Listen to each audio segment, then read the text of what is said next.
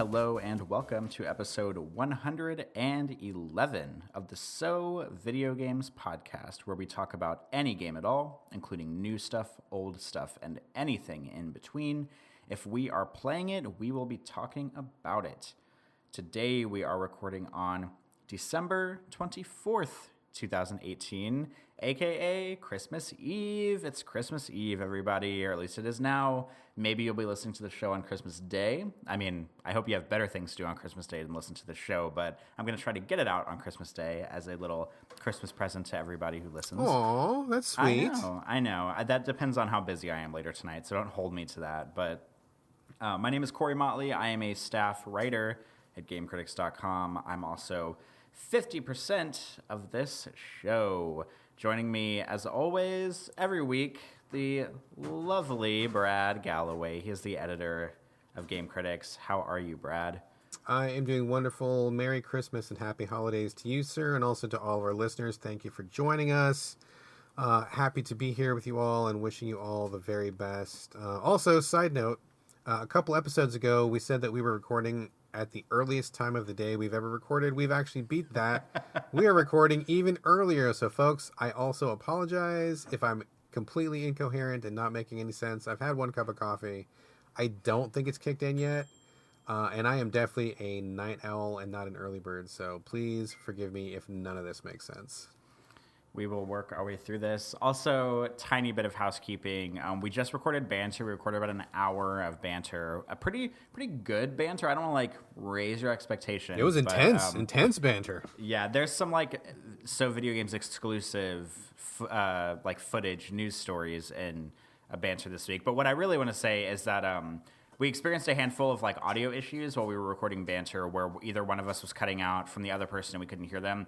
Fingers crossed, that will not happen as we record our regular show. So if you hear any weird cuts or if it sounds like one of us says something and the other person doesn't respond as maybe logically as you think they would, that's probably from me stitching together and cutting out weird audio stuff in the show. So if you hear anything like that, apologies. I don't think it'll be a big issue, but I will stitch the show together as best as I possibly can should we have any weird audio things come up while we're recording. How does that sound, Brad? Sounds good. Yeah, today is a bad internet day for some reason. Don't know that there's anything we can do about it. So yeah, apologies in advance, but yeah, good. I'm glad you brought that up. Yes, sorry if it sounds weird here and there, but we're doing our best. However, we record the show from pretty much diagonally across the United States every week. Brad's in Seattle. He's in So Video Game Studios West. I'm in So Video Game Studios Southeast and New Orleans. So, I thank my lucky stars that we have this technology at all to be able to record the show every single week for you guys, even though we live diagonally across the United States from each other. But sometimes the internet just doesn't play well and things come up. But we will persevere. We will move on.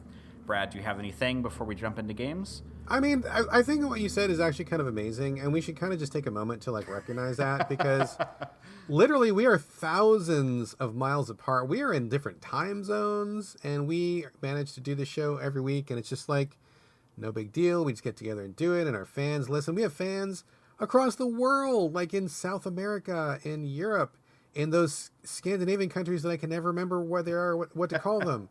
All those people listen to us, and it's totally no big deal. It's just another day in the life, right? But how amazing is that?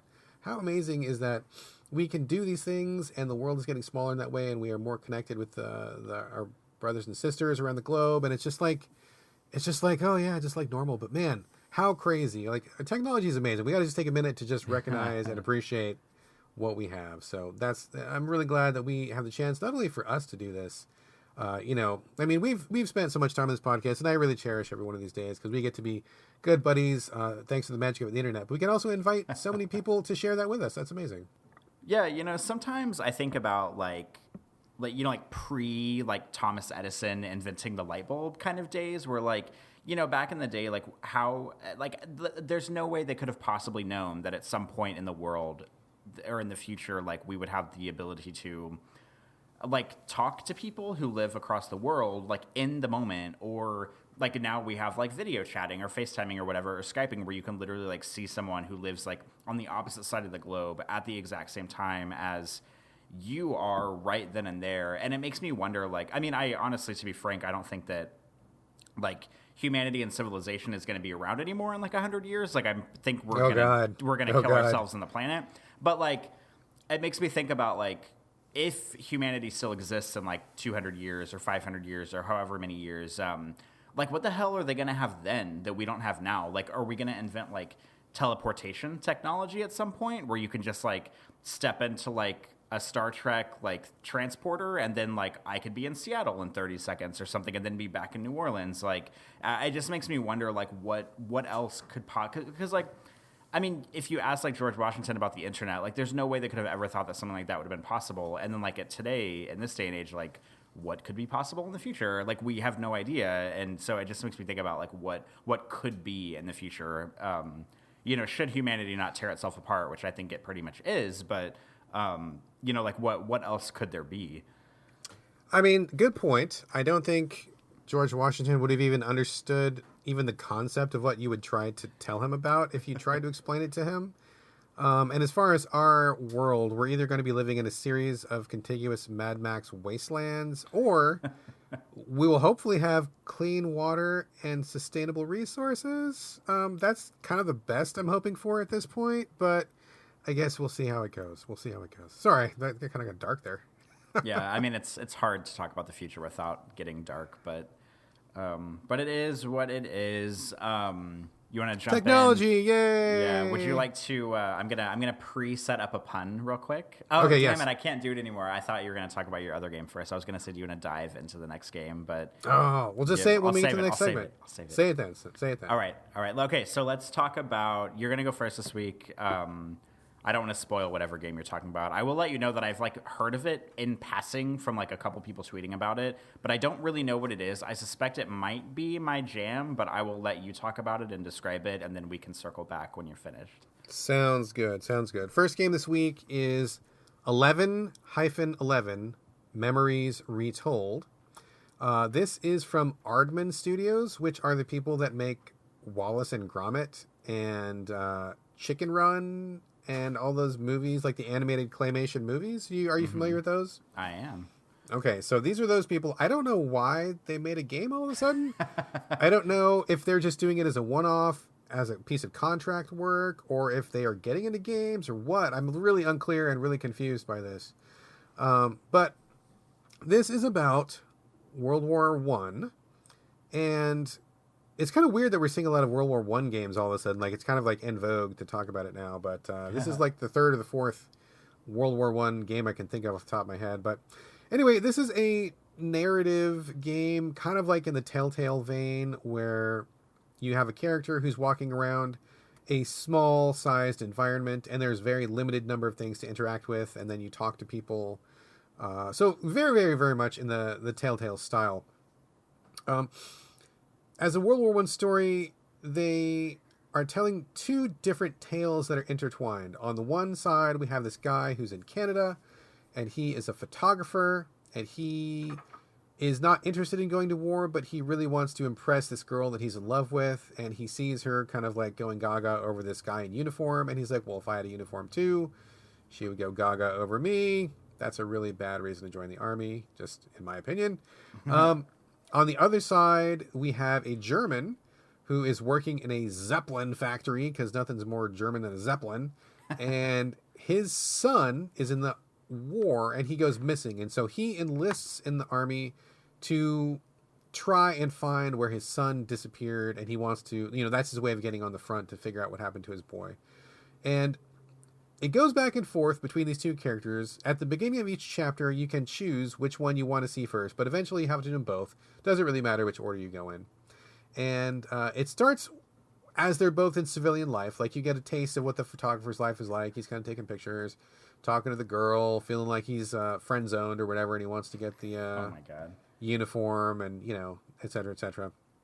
Then the German guy, pretty stoic, but at the same time, he feels like a responsible father. He's really upset that his son is missing on the front lines, and leaves his wife and daughter at home to go enlist to find his son, which I guess makes a sort of sense, but he's also abandoning his family back home, so I don't know. Got mixed feelings about that.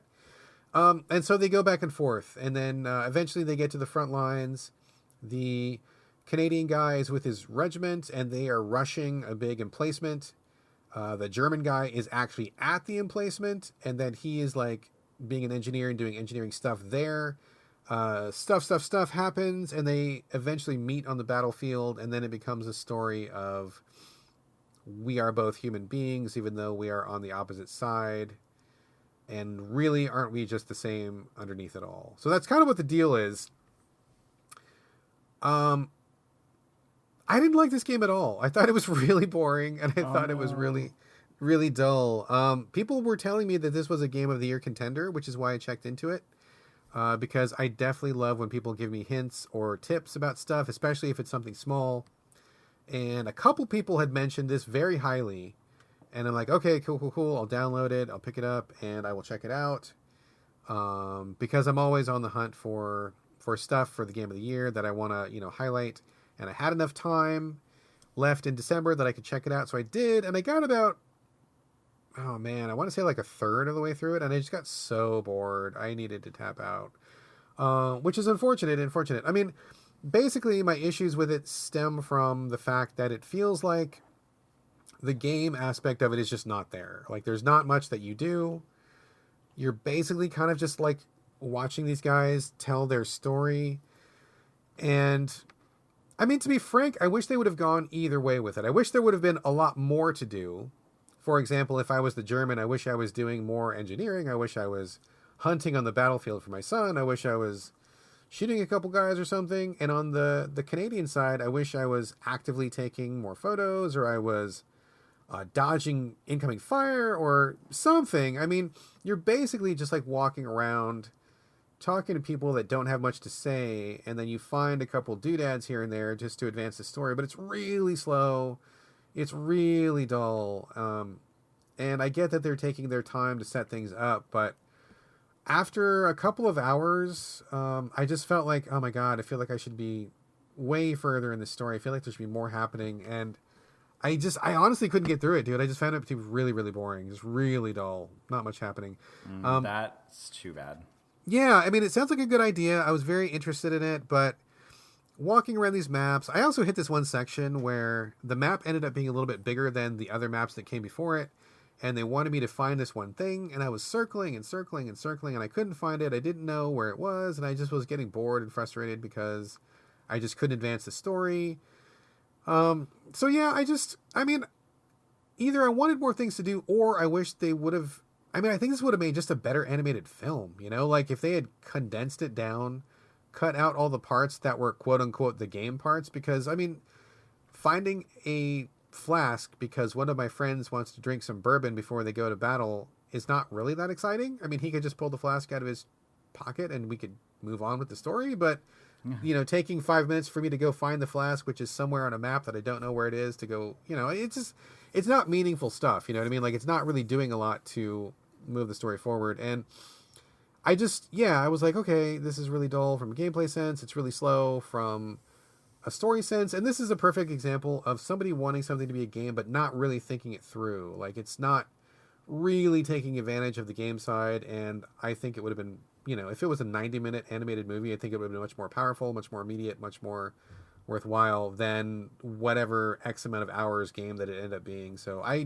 bailed at about the first third. I just was not interested in it at all, and could not force myself to get through it. So Dan Weissenberger at Game Critics really liked it. I've heard a couple other people really, really like it a lot, and that's great. I mean, maybe the story really picks up after a while, but for me, at this point in time in my life right now, I was like, I can't get through this because it's just too dull. So unfortunate.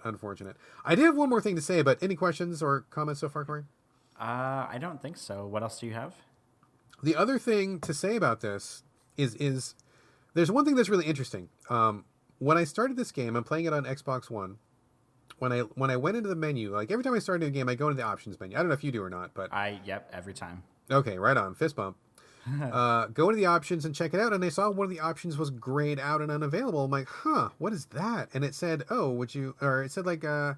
War Child DLC, and I'm like, well, what's that about? And so I clicked the button, and it took me to the Microsoft Store, and it said, this game is actually participating in a program that is raising money for actual children in the real world who are victims of conflict. So if you buy this DLC, which I think was like $4, a portion of the proceeds will go towards an organization called War Child, a real organization, where they set up these quote-unquote kind of safe zones in conflicted areas where they take kids who maybe their parents are dead or the parents are missing or they don't have a safe place to be, and they set up schools and little micro playgrounds, and they bring them food and water and teachers to kind of get them away from the battlefield and to give them like a safe place to be. And I'm like, oh my God, how can I not buy this DLC? I have to buy this DLC now because I'd be the biggest asshole in the world if I didn't buy this DLC. Of course I'm going to buy this DLC. So I bought the DLC, and they were very upfront about it. They're like, if you buy this DLC, what you will get is there will be a series of documents that you will find, and it tells the story of these kids in the war. That's all. I mean, the rest of the game has not changed. Like, you're not going to get a new ending, no new costumes or anything. They're like, straight up, all you're going to get is a bunch of letters back and forth that tell an extra story. That's all. And if that's what you want, then yes. And I'm like, of course, I will give you $4 for these kids in a fucking... Are you kidding? Of course. And so I bought it, set up the DLC, activated it, found the extra documents. I didn't read them because I don't give a fuck about documents in games and reading stuff like that. Totally don't care. But when you download that DLC and begin the game, they also start the game with actual, literal, real-life footage of those kids in the actual war zone. No. I was like, oh my God, what is this? And it was like, the first one was kids in Africa. They didn't say what country it was, but it was clearly in Africa. And the kids, they had testimonials. Like, this little girl is like, oh, my father and my brother were killed, and I had to run away from my village, and I had no place to be, and these people gave me a place to be. And they're showing like the encampment, and there's like, food and water and books, and the kids are kind of dancing in a circle, and it look like they're happy. And she's like, oh, I like being here because it helps me forget for a little while. And I'm like, oh my God. I was like, I seriously started tearing up in that first opening thing.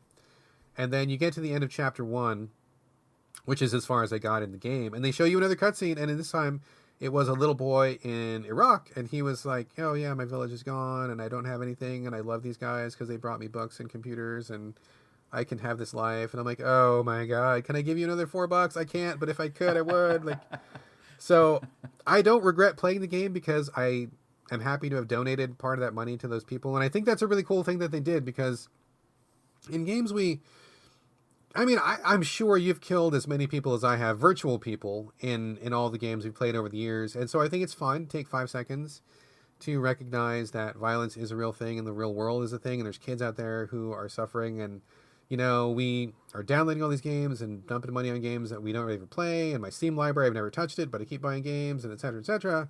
So to take a couple bucks for these kids who like desperately need this help, I think is really cool. So I'm happy to do that. I just wanted to bring that to the forefront, let people know that that's out there. So maybe buy this game if you're interested in World War I, or if it seems like your jam, even though I thought it was really boring, but at the same time, you can buy the DLC. Please do that. I think also there's a game called This War of Mine. Have we talked about this before? We must have. I think you have played it and talked about it, but I have not. Again, a game that is really boring, and I really dislike that game, but they are also, they weren't doing it then, but I think they are now also joining up with this War Child organization to help donate some of their proceeds to kids who are actually in conflict, because the people who made This War of Mine actually lived through one of those conflicts. I think it was something in Serbia. I'm not correct. I apologize for not knowing that off the top of my head, but so I'm all in favor of people tying games into something real world that we can help out with. I mean, even just a few pennies or even a few dollars to go towards something like this seems incredibly worthwhile. And I mean, I'm sorry, but if you're listening to this podcast, you've got some money to burn. If you've got 1,000 games on Steam, if you've bought some PSN sale games, you can donate 25 cents, 50 cents, $1 to something where somebody can really need it. So I was really I liked seeing that, and I'm really glad that it was there. And if any other game came along with this DLC or this kind of system of support, I would support it as well. So just thought it was worth mentioning. Yeah, that's really, you'd think that they would I wonder if you go to buy the DLC and if they put the screen up that's like, oh, all you're going to get is documents. Do you want to buy it or whatever? And you say no. If they just start playing those cutscenes for you of the kids in war, and then you're like, oh, well, shit, now I feel like I have to donate. I feel like that would be, do you think they would like put that up in front? So like if somebody's like, oh, fuck these guys, I don't want to give these kids money. And then you like see them in the war zones and they're like, oh, okay, never mind, maybe I will. That would be really effective if they did that, because boy, it really affected me very much. I was like, oh shit, like this is kind of heavy. Yeah, I don't know. I mean, I think they should. I mean, not to necessarily guilt people into doing, but I think it's fine to guilt people into doing it. If you're gonna spend $20, spend 21. You know, I mean, I know money's tight for some people, but these kids are like, parents are getting shot on a fucking battlefield. I think you can probably find $1 to send to these kids. So anyway, that's 11/11 Memories Retold. It is not going to be on my top 10 game of the year list. I didn't even finish it. I didn't really even like it, but thank you to the people who mentioned it to me. I'm sorry that it didn't click, but I am happy I tried it, and I am happy that I found out about this War Child organization and its connection with video games. That's a great, great thing, I think. So, all right, Corey, what do you got on your agenda? Well, I've been in kind of like one of those weird funks for the past week where I've kind of just been like playing some games that I've already played before, like short games, but I don't want to bring like old games to the show because I talked about maybe in Banter a few weeks ago about how I bought the 2-pack of Limbo and Inside, which are Playdead's games for PS4. And I played Inside again all the way through about a few nights ago. And I know that you weren't hot on Inside, but I still feel like that game is a masterpiece. I love it. I think it's beautiful. I think it's scary and weird and has one of the best endings to a game I've ever played before. I played Limbo probably about half of it just to kind of like see, because the first time I played Limbo, the only time I played Limbo was whenever it came out on Xbox 360, which was like several years ago. It was probably like a decade ago. And I kind of went back to play some of it on my PS4 version just to see like, okay, like, is this game actually good? Or do you do that where you like play a game and it's like well regarded and you play it and like it, and then time passes and you like think like, okay, was it actually good? And then you like go back and try it again. Do you ever do that? I do not do that, but I do the opposite. If I think something is good, I'm sure it's good. But the thing that I do is I go back and I go, I hated this. This sucked. I think it's no good, but people say it's good. So then I will go back to see, is it really bad? I will double check and confirm badness, but I will not double check and confirm goodness. I've done that too. I've played a game that I didn't like, and I think we've talked about this on the show, where like you play a game that's like well regarded in like the critical sphere, and you don't like it, and then you go back and try it again just to confirm. Yeah, I've done that before. I know I've talked about it on the show, but I can't remember exactly what game it was. But I played some of Limbo. And I still think that Limbo is good, but the thing that I don't like about Limbo, and this is where I think Inside is way better, is that Limbo, I mean, it's like a known fact, I guess, or known like thing that Limbo is like kind of a hard game. You like die a lot, and it's like kind of like one-hit kill deaths, and it's usually from like platforming or from stuff. But what I don't like about Limbo is that almost every death in that game is very much like a gotcha death, like totally. It's like there's no way you could predict that you were going to die in that scenario, so you like have to die in order to figure out how to get farther in the game. And I think that's kind of annoying, but what I like about Inside, what I love about Inside, is that it is possible to die a lot in Inside as well, but it's rare. I would say with confidence that there is not a single point in that game where it springs a death on you and you have to die in order to learn what to do next. I mean, it's possible that you might maybe not run fast enough, maybe because there's like a handful of chase sequences where if you pause for a second, you're toast. But, you know, you pausing for a second, you obviously know you're supposed to be running forward, so it's not like the game springing something on you. And that's where I think Inside gets it right a lot better than Limbo. I still think Limbo is a pretty good game. I haven't finished it again yet. I'll probably start back up on it later if I have time. But I like how I began this section by saying, I don't want to talk about old games. Then I immediately started talking about old games. Welcome to Video Games. Hey! I mean, hey, we say anything new, old, anything in between. We're here to talk about it. So those a couple. I also dabbled a little bit in Ruiner on PC again. I know you also didn't like Ruiner very much, but I dug it. They released a patch recently that gives you like, you can basically turn on cheat codes, which I think is awesome. I wish more developers did this, where like a year after the game comes out, they just give you like God mode and let you do everything. Because it's pretty much what they do in Ruiner. There's like, you press F8 and it brings up like a cheat menu. And there's probably like 12 options you can choose from. You could do like invincibility, you can do unlimited energy, you can unlock all the outfits, you can do unlimited ammo, you can do unlimited melee weapon strength. So you can toggle the ones you want, which is great. It doesn't just turn all of them on at once. So like I turned on God mode and unlimited energy, but I did not turn on like unlimited ammo because I wanted to still cycle through weapons. So I like made it a lot easier on myself, but not like super easy. So I really like that because Ruiner is also kind of a hard game, but it's I don't think it's impossible because I played it on easy mode and I sailed through most of it. Let's cool. Pause on this for a second, dude. I think this is a good point that you bring up. I want to like chew on this for a minute here. Yeah. Like I 1000% agree with you that I wish developers would give you those toggles, the different cheat codes or to change different things in the environment. So I did not like Ruiner, but I bet I would have liked it more if I had had those toggles on. And I mean, kind of a similar story with Darkest Dungeon, which I love that game. I love that game pretty hard. But that game. Hold on. Remind us how many times you've purchased this game? Like 5 times. So I own like 2 separate hard copies and 3 digital versions. So I think you could say that I love that game. Like literally 5. But I didn't actually get into that game until they added more toggles. And so like it was the Switch version that had the ability to toggle whether or not enemies got like lucky death blows, whether certain effects were off or on, whether you could, like there was a number of options that were not there before. And so I went through all these options and I was like, okay, I do like this thing, check that. Okay, no, I hate this thing, I'm going to check that off. And, after doing all those, self-imposed checks and balances, I love that game. The game is like so great. It's one of my favorite games of all time. I love Darkest Dungeon so much. But it was like the 4th iteration of it, and it wasn't until those things were there to let me customize the experience.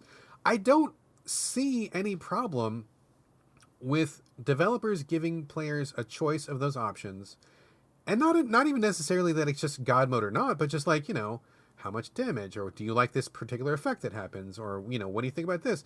Like, let us customize it, and then let us enjoy the game that you made in the way that we want to enjoy it, like you want people to play your game if you're a game maker. I think that's really the ultimate goal of anybody who makes a game, is like you want people to see what you've done. And why would you not want people to have the ability to enjoy it? And I know that there's some people who's like, well, that's not the artist's vision.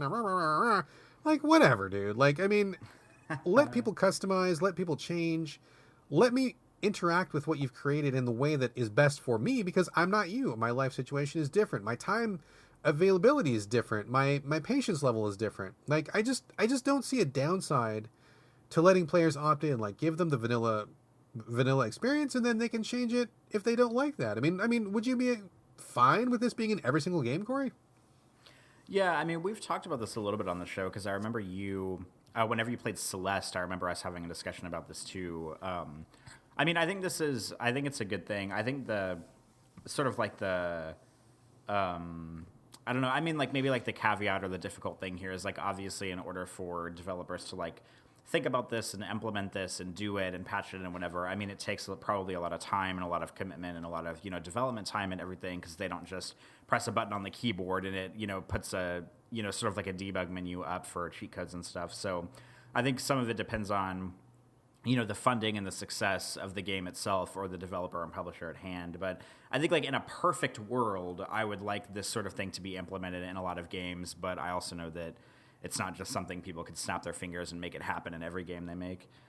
Very true. That is a fair point. I think also one thing to consider is that maybe the developers don't realize that some of the things that they think are really cool and neat actually fucking suck. And so people want to turn them off.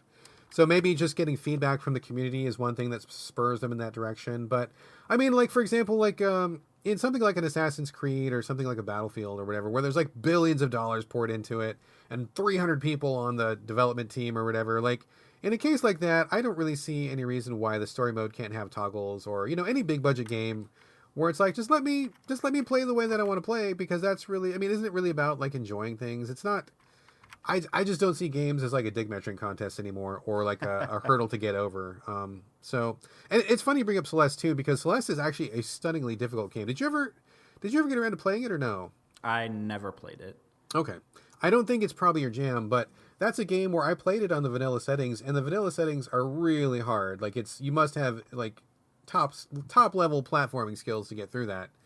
But after I got done with it, I went back and there's all these other toggles like infinite jumping, and you don't die when you touch spikes. And there's all these, all this other stuff that you can turn on that I chose not to because I wanted the core experience. But just having those options was wonderful. So I think that's a great thing. And I wish more people would at least consider that as they go through development, because, maybe people have some disabilities that they need to work around, or maybe some people just don't like your bullshit. Maybe some people like your ideas, but they don't like your gameplay. So maybe give us some more options. Anyway, sorry. Total tangent there, but I think that's a really great point you raise up, because I want to see more toggles like that. Yeah, I think I definitely think that Ruiner is better. Well, I don't think it's better for it, but I like that it gives you the options for that stuff. But what I really wanted to talk about, so in the midst of trying all these, playing some old games that I, just kind of wanted to dabble in again because I wanted something short and sweet and stuff like that. The winter Steam sale is on right now. So there's a bunch of games that are originally like, I don't know, $20, $30, $40, $50, $60 that are now like $3.74 or something like that. So I picked up a couple games on the Steam sale. One game that I've had in my wish list for a long time is a retro first-person shooter called Strafe, which, correct me if I'm wrong, you have played and you did not like. Is that right? I mean, maybe. I feel like I remember you saying something about this a long time ago, but I could be mistaken. It's possible, but I got to be honest with you. Nothing is leaping to mind with just the name. You want to describe it a little bit? Yes. So it's a game called Strafe. It is published by Devolver Digital, one of our favorite publishers on the show. And it is a first-person shooter. It's very retro looking. Looks very similar to like old Dooms on PC.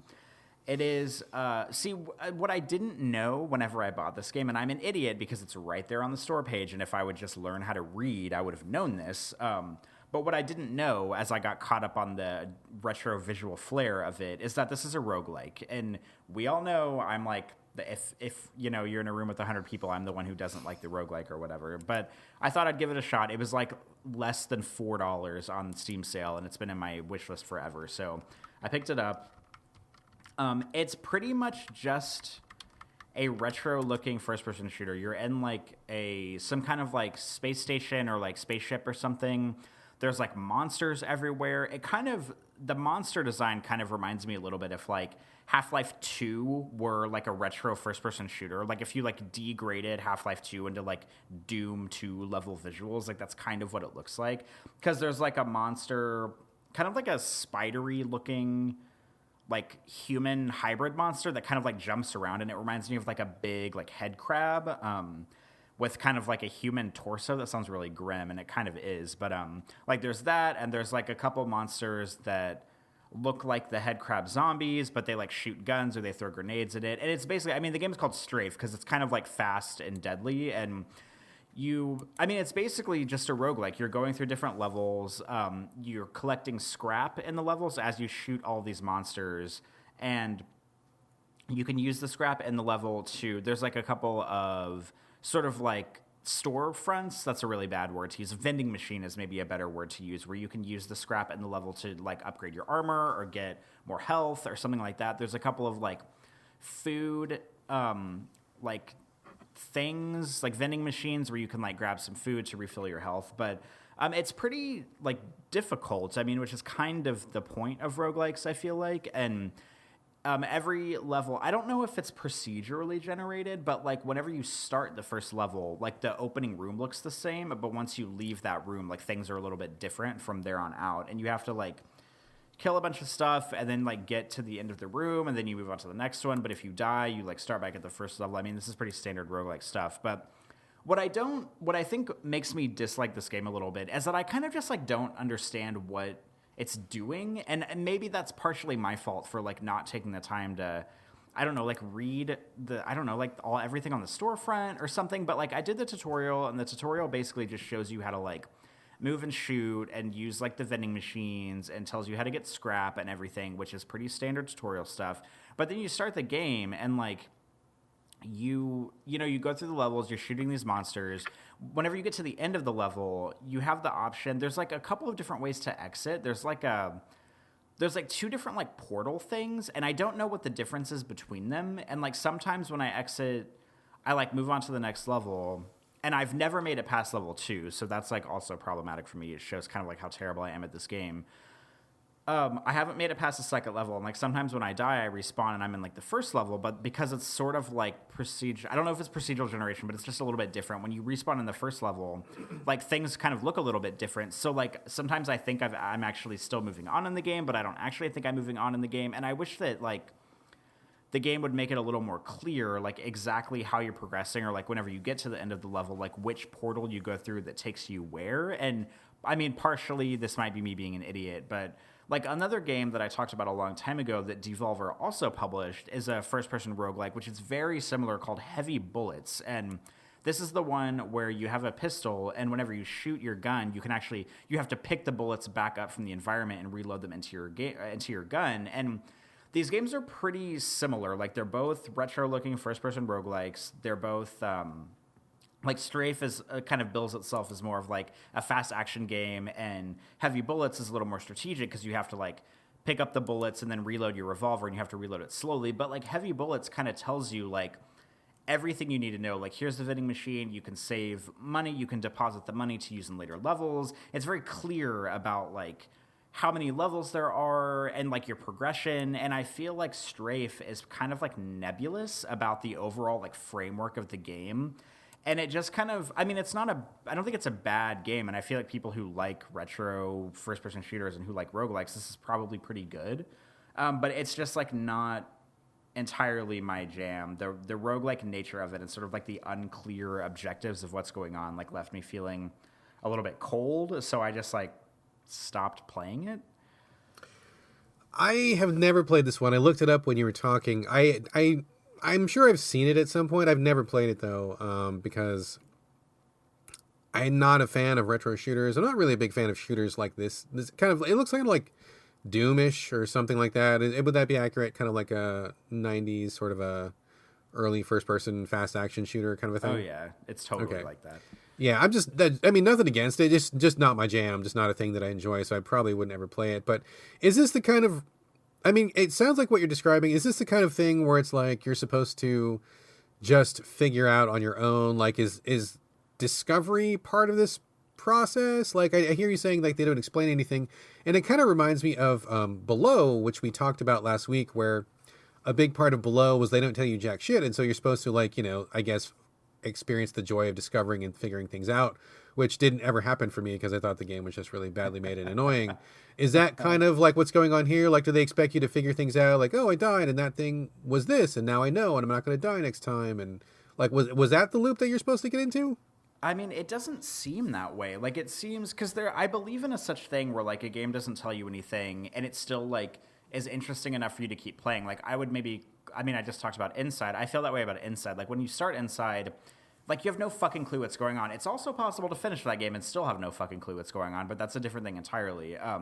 But, like, just the circumstances surrounding the gameplay and the environment are so interesting that I kind of don't care what's going on. Like, it's just, like, a fascinating, like, carrot dangle in front of me. But this game, Strafe, is just, like... It's just, like, here, you're in a level and you're shooting things, get to the end of the level, and because there's no story, there's no, like... There's no carrot to dangle. It's just like you're shooting these monster things, you get to the end of the level, and then you move on. Like, there's not really... I mean, if there were, like, a story, maybe I would be more intrigued to, like, keep playing it. But because it's literally just, like, level after level of shooting things and sort of, like, gathering your scrap and moving on, it's kind of, like, not really that interesting to me. And I don't really know, like... if roguelikes tend to have stories, like I don't play them enough, so I feel like mostly it's just like, here, go from this stage to stage to stage and shoot things, and then, oh, you died, start all the way over or something. So, like, I don't know if story is, like, a strong thing for roguelikes, but it's definitely not in this one, so it kind of leaves me wondering why I should even be playing it at all. Like, challenge aside, but challenge is not enough to keep me playing your game. I don't remember what year this was put out by Devolver, but I want to say it was one of their earlier releases. Does that sound right to you? I don't know. I think it's been out for at like least a like while, a couple right? of, I want to say like 2 years or something, but it's out on platforms too. It's not just PC, but I don't know when it came out. Yeah, I think this is probably from their earlier period. I feel like Devolver, I mean, I do love Devolver, like, don't get me wrong, but I feel like there was a period where they were kind of like, they were picking games that just weren't quite all the way there. I don't know like what was going on. Maybe the person choosing the games had a certain thing in mind, or I don't know what aesthetic they're going for. But I feel like their more recent releases are really like overall just kind of better. Like whoever's picking the games is picking better ones. But I feel like this was from the earlier period where their stuff was really hit or miss. So I remember just being really not interested in this one. And like I said, not my jam anyway. But in terms of roguelikes, I mean, they can have a story. I think I've played, I mean, I love roguelikes. I'm definitely the roguelike guy if it was going to be between the two of us. And I've played many, and some of them do. Some of them really have a lot of story, and it's really cool to unpack that over time. Some of them don't, and it's just about the process. I mean, it really can go back and forth. But yeah, I don't know. I'm just looking at this one, and I'm just like, ugh, none of this looks good to me. So I don't think I would. Even as a roguelike fan, I don't think I would want to get into that. So I don't blame you for bouncing off. I don't remember ever hearing much about it. And whenever somebody brings up a game and I've got like 0 in the databanks, you can probably be pretty sure that there wasn't much to talk about. Well, I guess I don't really have anything extra to say about this game other than maybe if you like fast roguelikes, this will be your thing. But it's not for me, unfortunately. But I gave it a shot. I bought it. So here we are. But I don't think I have anything else to say. Right on. Well, I think I will give it a pass, and I think we should probably just move on. We got hold on. Are you ready to? Here we go. Are you ready to dive into your your next game? Oh, nice. Yes, so don't compliment me on that. That's terrible. No, that was good. I'm glad you did that. That's good.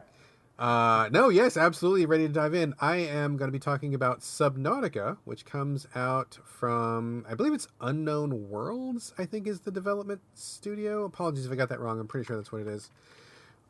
This is the last game that I had on my quote unquote, try it before the end of 2018, for possible Game of the Year consideration. I mean, I'm sure people probably know, but like, I play as many games during the year as possible, and there's always like a dozen, like on December 1st where I'm like, oh shit, I haven't played these dozen games, and these are ones that might be pretty good. And I know it's impossible for any one critic to play all the games that are worth playing, but I try my best. It's kind of a holdover from the olden days when it actually was possible to play all the good games. I mean, not so much anymore, but old habits kind of die hard, and so I'm like, I really want to play at least these ones, which kind of caught my attention, because it kind of sucks to like do a Game of the Year episode, and then in January you play something that's amazing, and you're like, oh damn it, I wish I would have had it for the last episode. Like it's happened sometimes, and I want to give games their proper due. So anyway, this was the last thing on my list. After Subnautica, nothing else left, and I'm going to lock in my top 10, which we're going to be doing next week, I think. Next week after. One more week? Let me check my calendar. Hold on. Because, boy, this year is flying by, dude. Yeah, I think next week we're going to be doing... No, it's going to be like 2 weeks. 2 weeks, away. Okay. Yeah, 2 weeks. Right. You heard it here, folks. 2 weeks, our Game of the Year show. Game of the Year show. Yeah, slated roughly January 6th is when we'll be recording that. Okay, cool. So, yeah, I will definitely have my top 10 locked in by that point. We can talk about that at some other date. We'll talk about it in 2 weeks. But this was the last one, and I'm really, really, really, really glad that I got to it before the end of December, because, spoiler, Subnautica is fucking amazing. I love this game. If you follow me on Twitter, you already know this. This is not a secret. I've been posting little video clips. I've been posting screenshots. I've been just like talking about it constantly because I think it's amazing, and I really want more people to know about it, and I want more people to play it. So Subnautica it's a little bit of a lot of things, but a lot of people think it's a crafting game, and that's it. And there is crafting. To be fair, crafting is a large part of it, but it is not just a crafting game. And I'm not really a fan of crafting. And if it was just crafting, I would have been like, cool, I'm out. But it's much more than that. Basically, the story of this game, and yes, it does have a story. I've talked to a lot of people who are surprised it has a story. It does have a story.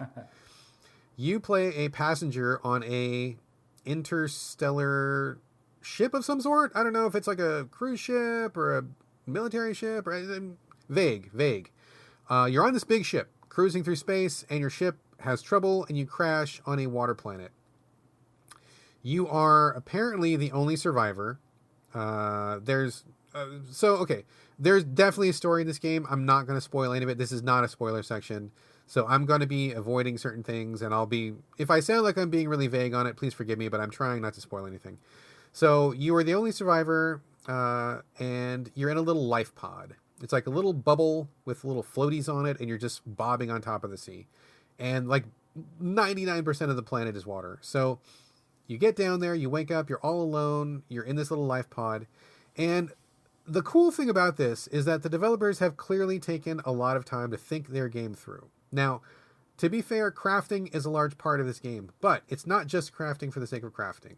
There is a reason for the crafting, there is logic behind the crafting, and there is a system behind the crafting. I cannot get into all of it right now because part of it is a surprise, but I will say that it is logical and it makes sense, and there's reasons for all of it, so just roll with it at first and you will figure it out as you go along. But I love what they've done with it. It is so smart and it is so perfect. So inside your little life pod, there is a machine called a fabricator. And when you wake up from your crash landing, you pick up a little, like a tablet, and it's like, hey, welcome, you're in a life pod and you're a survivor. So here's what we're going to do. This life pod is designed to keep you alive in hostile situations. And it comes preloaded with a first aid kit and a little bit of food and water. And we also have this fabricator machine, and this machine can make anything that you need. We have preloaded blueprints in our 3D printer. All you need to do is feed raw materials into the machine and we will print you things to keep you alive. And I'm like, yes, that's great. They totally took, because like in any other crafting game, it's like, oh, you punch a tree and you get a piece of wood, and then you get that piece of wood and you make a table, or you make something, and it's like there's no real reason or why it does that, or how it works. You just make it and you're supposed to go along with it.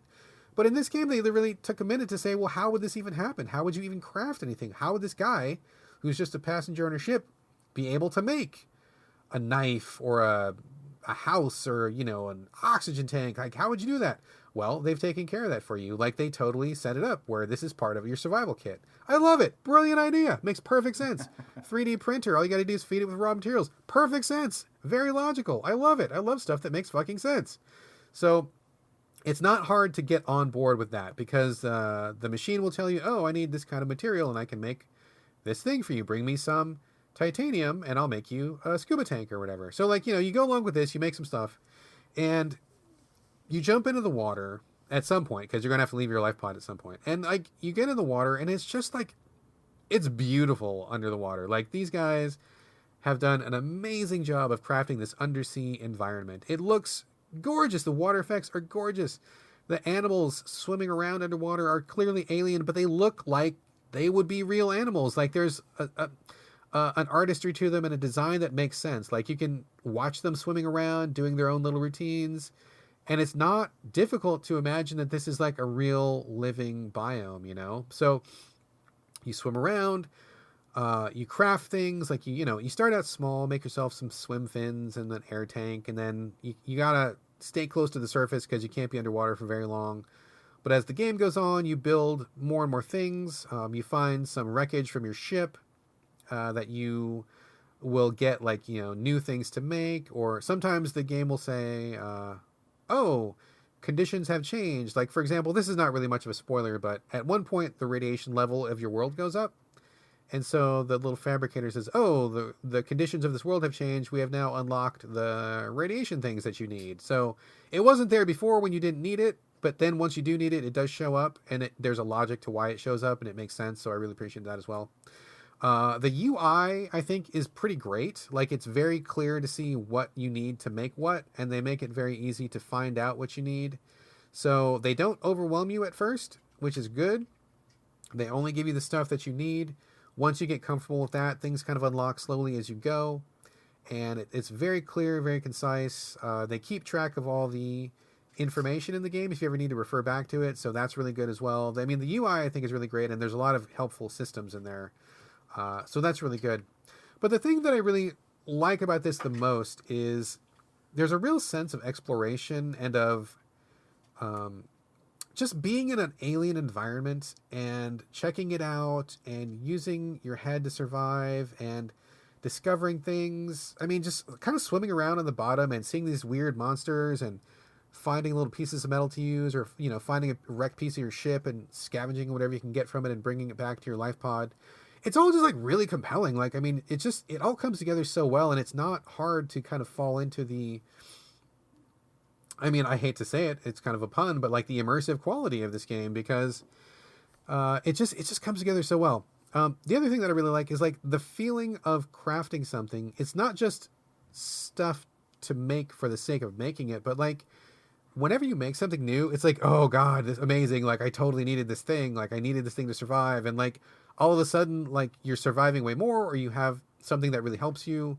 I mean, for example, the first time that I made a little submarine, I gathered enough materials to make my little mini sub.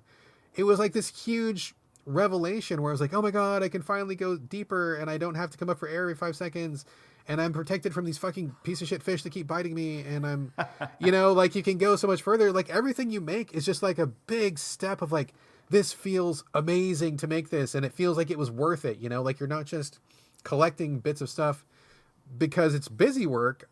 It's just like you're exploring and you're dodging fish and you're finding things. And then when you make something, it's like, yes, I finally got this thing. Like, you can build bigger and bigger things. And as you go, the developers are really smart because they've put in certain systems, which I'm not going to spoil here, that kind of keep the story moving forward. So you're not just stuck in a rut of just crafting to craft, but things happen and you're like, oh, this thing happened and I want to go do this thing, but I got to craft something before I can do that. Okay, cool. I feel really motivated to go do that. And there's a good reason for me to do this. And so I'm excited about doing it. And it's not just busy work or not just a thing I got to check off, So the story kicks in and there's a lot of really interesting stuff that happens in the story. Again, not going to spoil it, but I really like that there's actually a plot. And unlike a lot of crafting games, there is an end point. There's a beginning, middle, and end of the story. There are characters. There are things that happen. There are twists. There are surprises. So it's a lot of crafting and survival, which I think is really compelling for a lot of people, but not for everybody. And then on top of that, they have crafted an absolutely beautiful, beautiful undersea world. They've given you lots of little hooks to keep you interested narratively.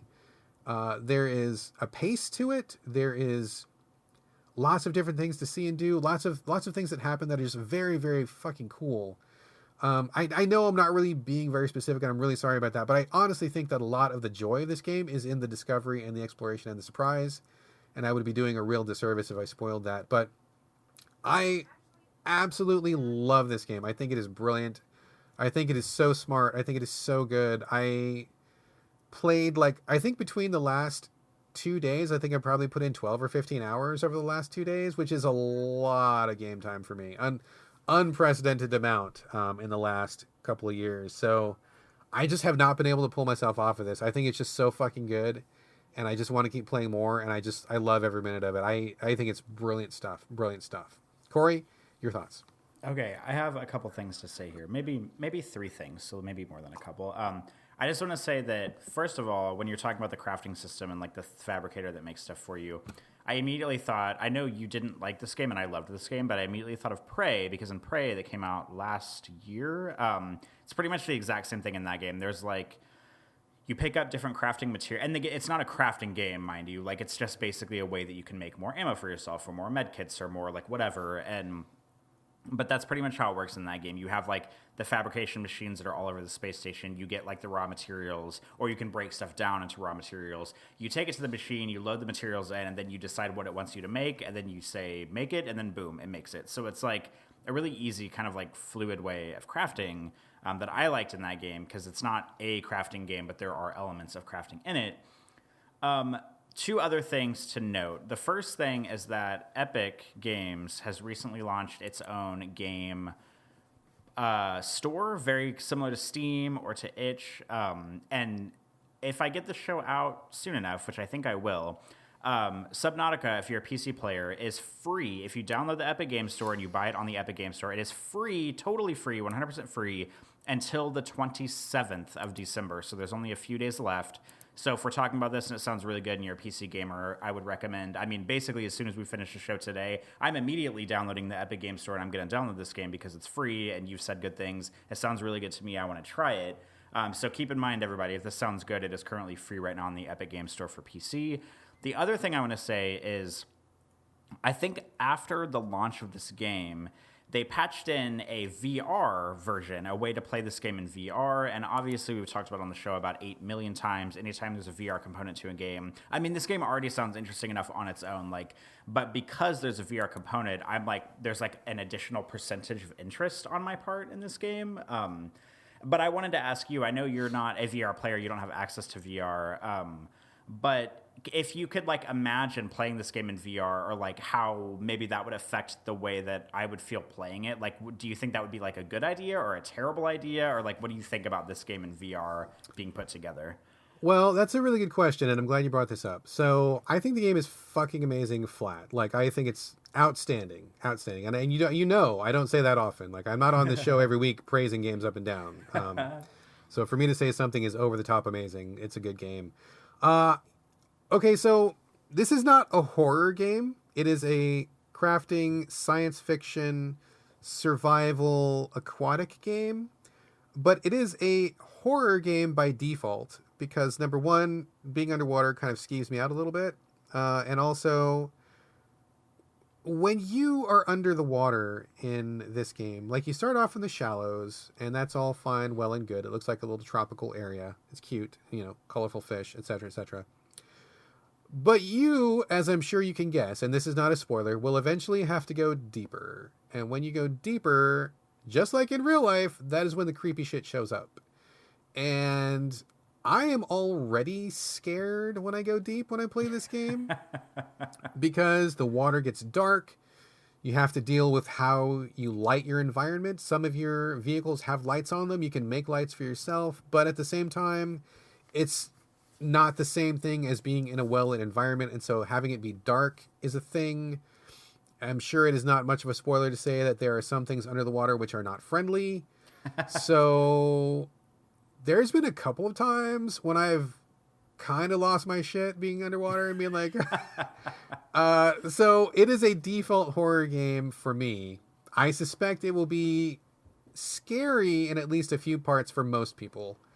And I'm glad that I'm not playing it in VR. I would not want to play this in VR because I think I would be too freaked out. I think it would be amazing if the developers have done a good job and if it's translated to VR well. I think this would be an amazing game in VR. I would not want to do that myself, but I think you should try it in VR and let me know how it goes because I think it would be outstanding. It would freak me out too much. I'm already too freaked out by it. In a good way, but also a little bit in a bad way, because just being like, like you're underwater and it's dark and you can see a little bit and it seems like the darkness goes on forever, and then something comes swimming up to you out of the darkness and I'm just like, fuck.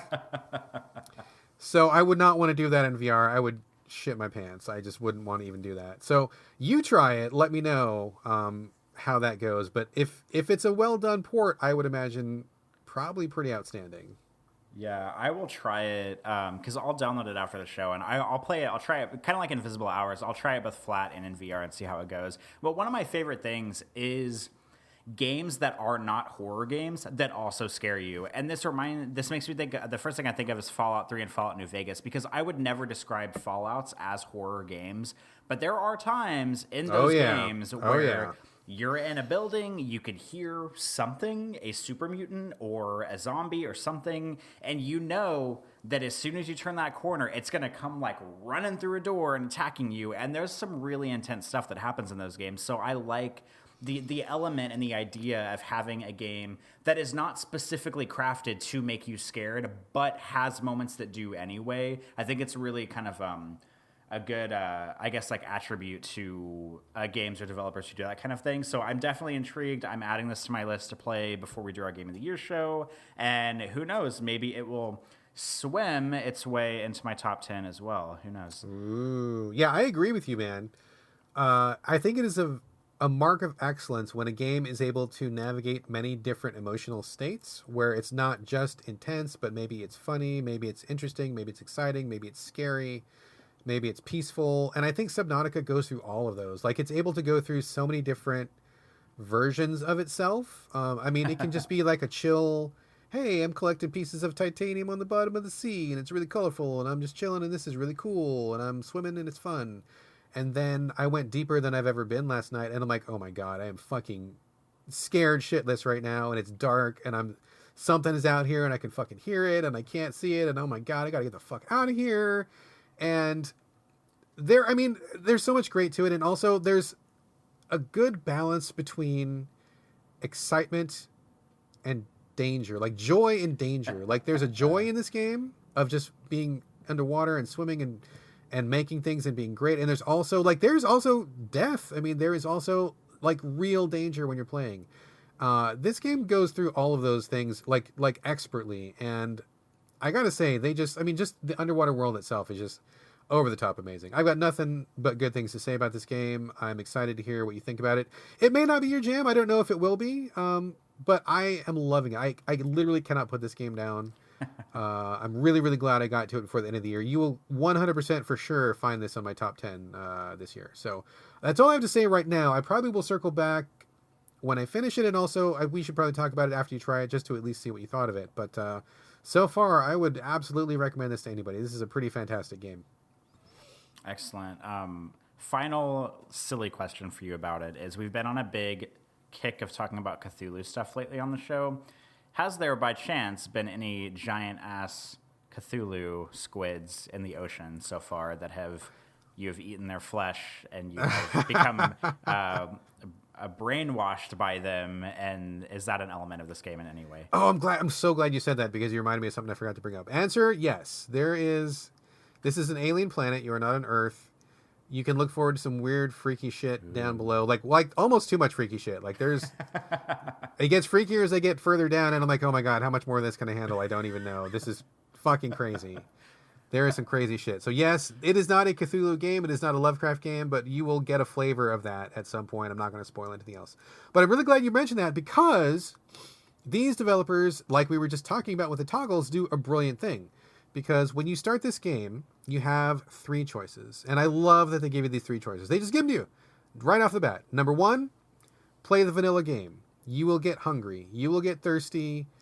You will get cold and hot. You will have to make things. You will have to survive. That is the survival mode. And I'm like, okay, that sounds fine. But then there is freedom mode, which is where they're like, okay, look, we know you got a job and shit.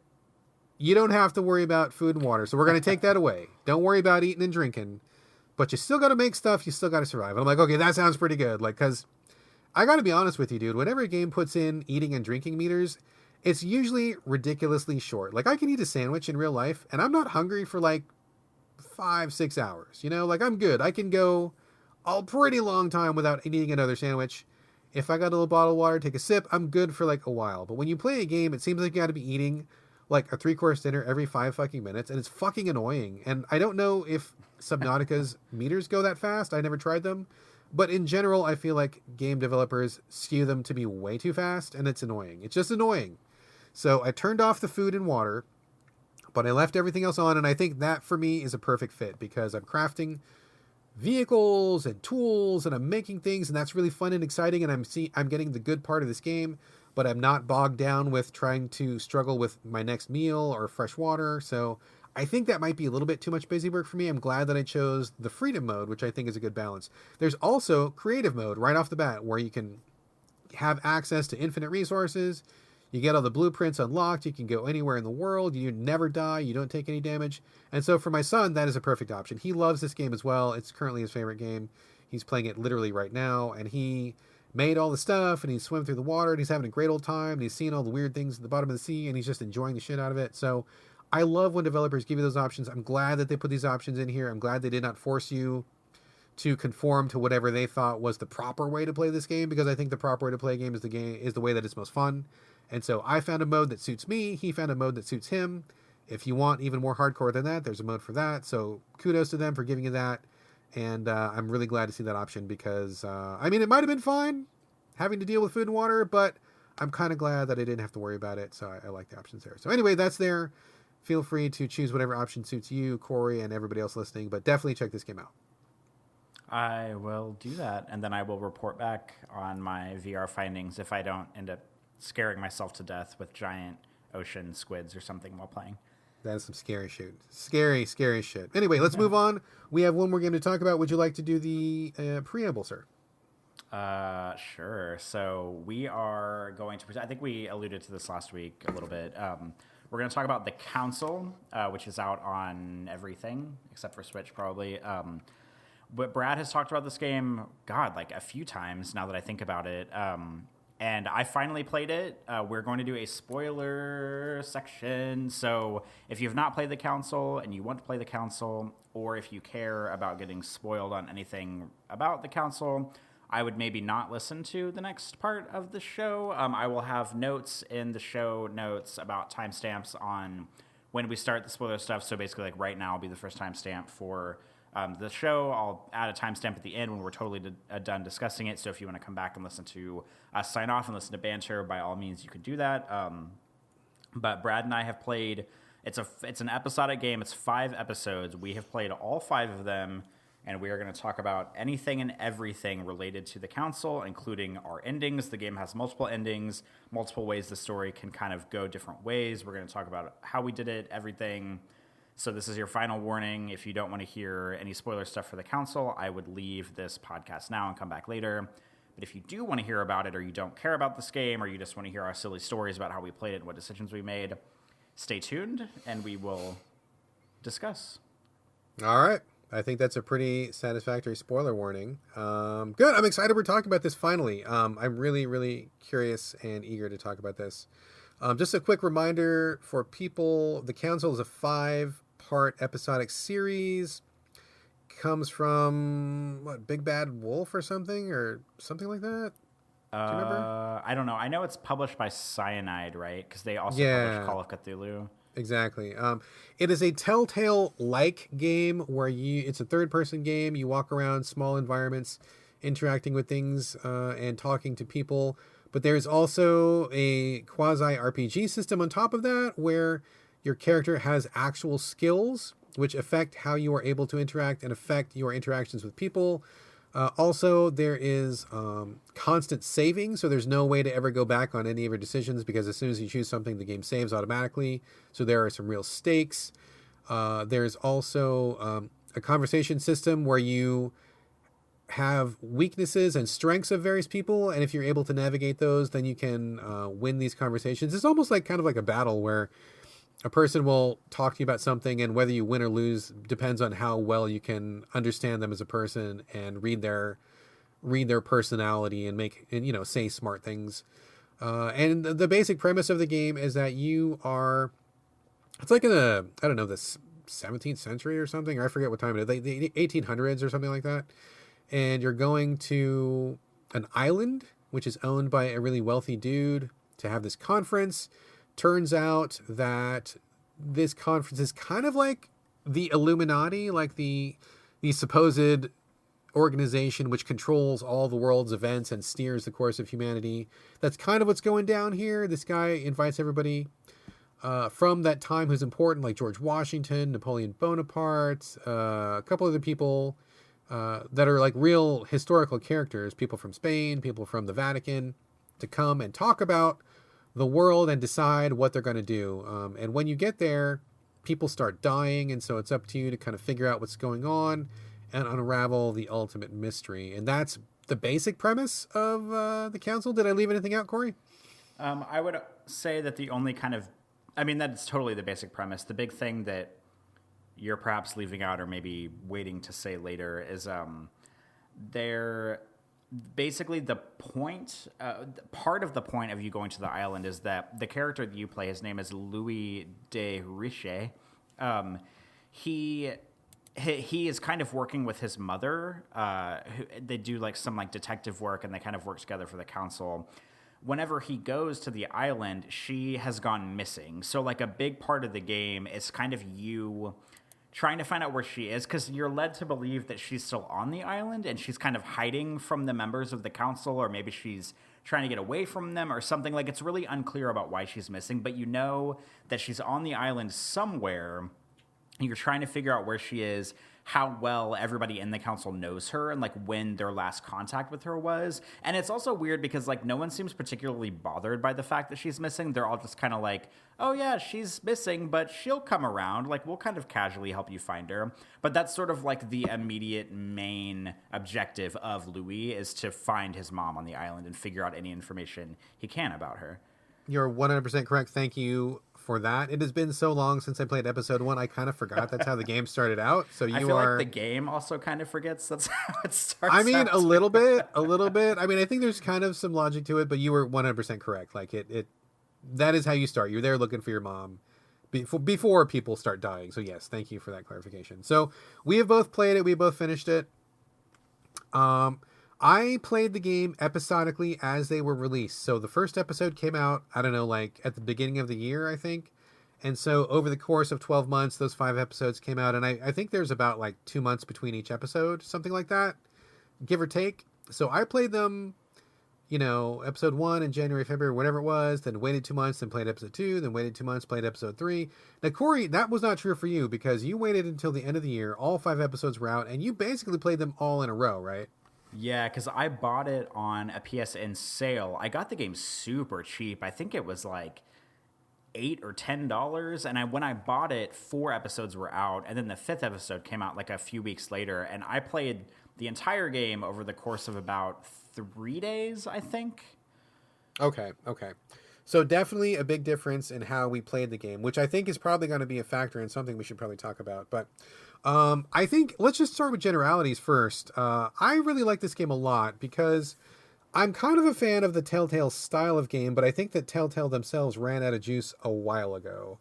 But I think that regardless of its flaws, I think that the people who make the Council were really trying to kick things up to the next level. And I think that in general, they really succeeded because I think the systems they added, like the RPG systems of developing Louis in many different ways, had a lot of interesting effects on conversations and the way things turned out. So, for example, he can be someone who is more of a scientist, or he can be someone who is more of like an occult expert. He can be someone who is more of a politician. He can be someone who is more of a physical kind of person. And that will either open or close off different options with other people. So sometimes you'll get into a conversation and the person you're talking to is like a real political person. If you are not very political, you don't have much to say to them. And so it kind of makes you seem like you're dumb. And so like you can't often win a conversation with them because you're not able to match them on their own level. Or sometimes, for example, somebody can be really emotional. If you have a lot of points put into like psychology, you can read them really well. And so you're like, oh, I can see you're distressed. And I bet it's probably XYZ reason. And so if you're good that way, you can win those conversations because you have a lot of knowledge about someone's emotional state. So I thought that was a really good system. I really liked that a lot. And I think overall, giving stakes to this game was a good idea. Like I mentioned earlier, it saves constantly. So whenever you say something to somebody, the game will immediately save. So you can't go back. And it really makes you think carefully about what you're going to say or what you're going to do. And there are ways to assist with that. There are certain ways you can get a little hint about what's the right thing. But in general, I thought that particular aspect of the game was really well done. What did you think about that, Corey?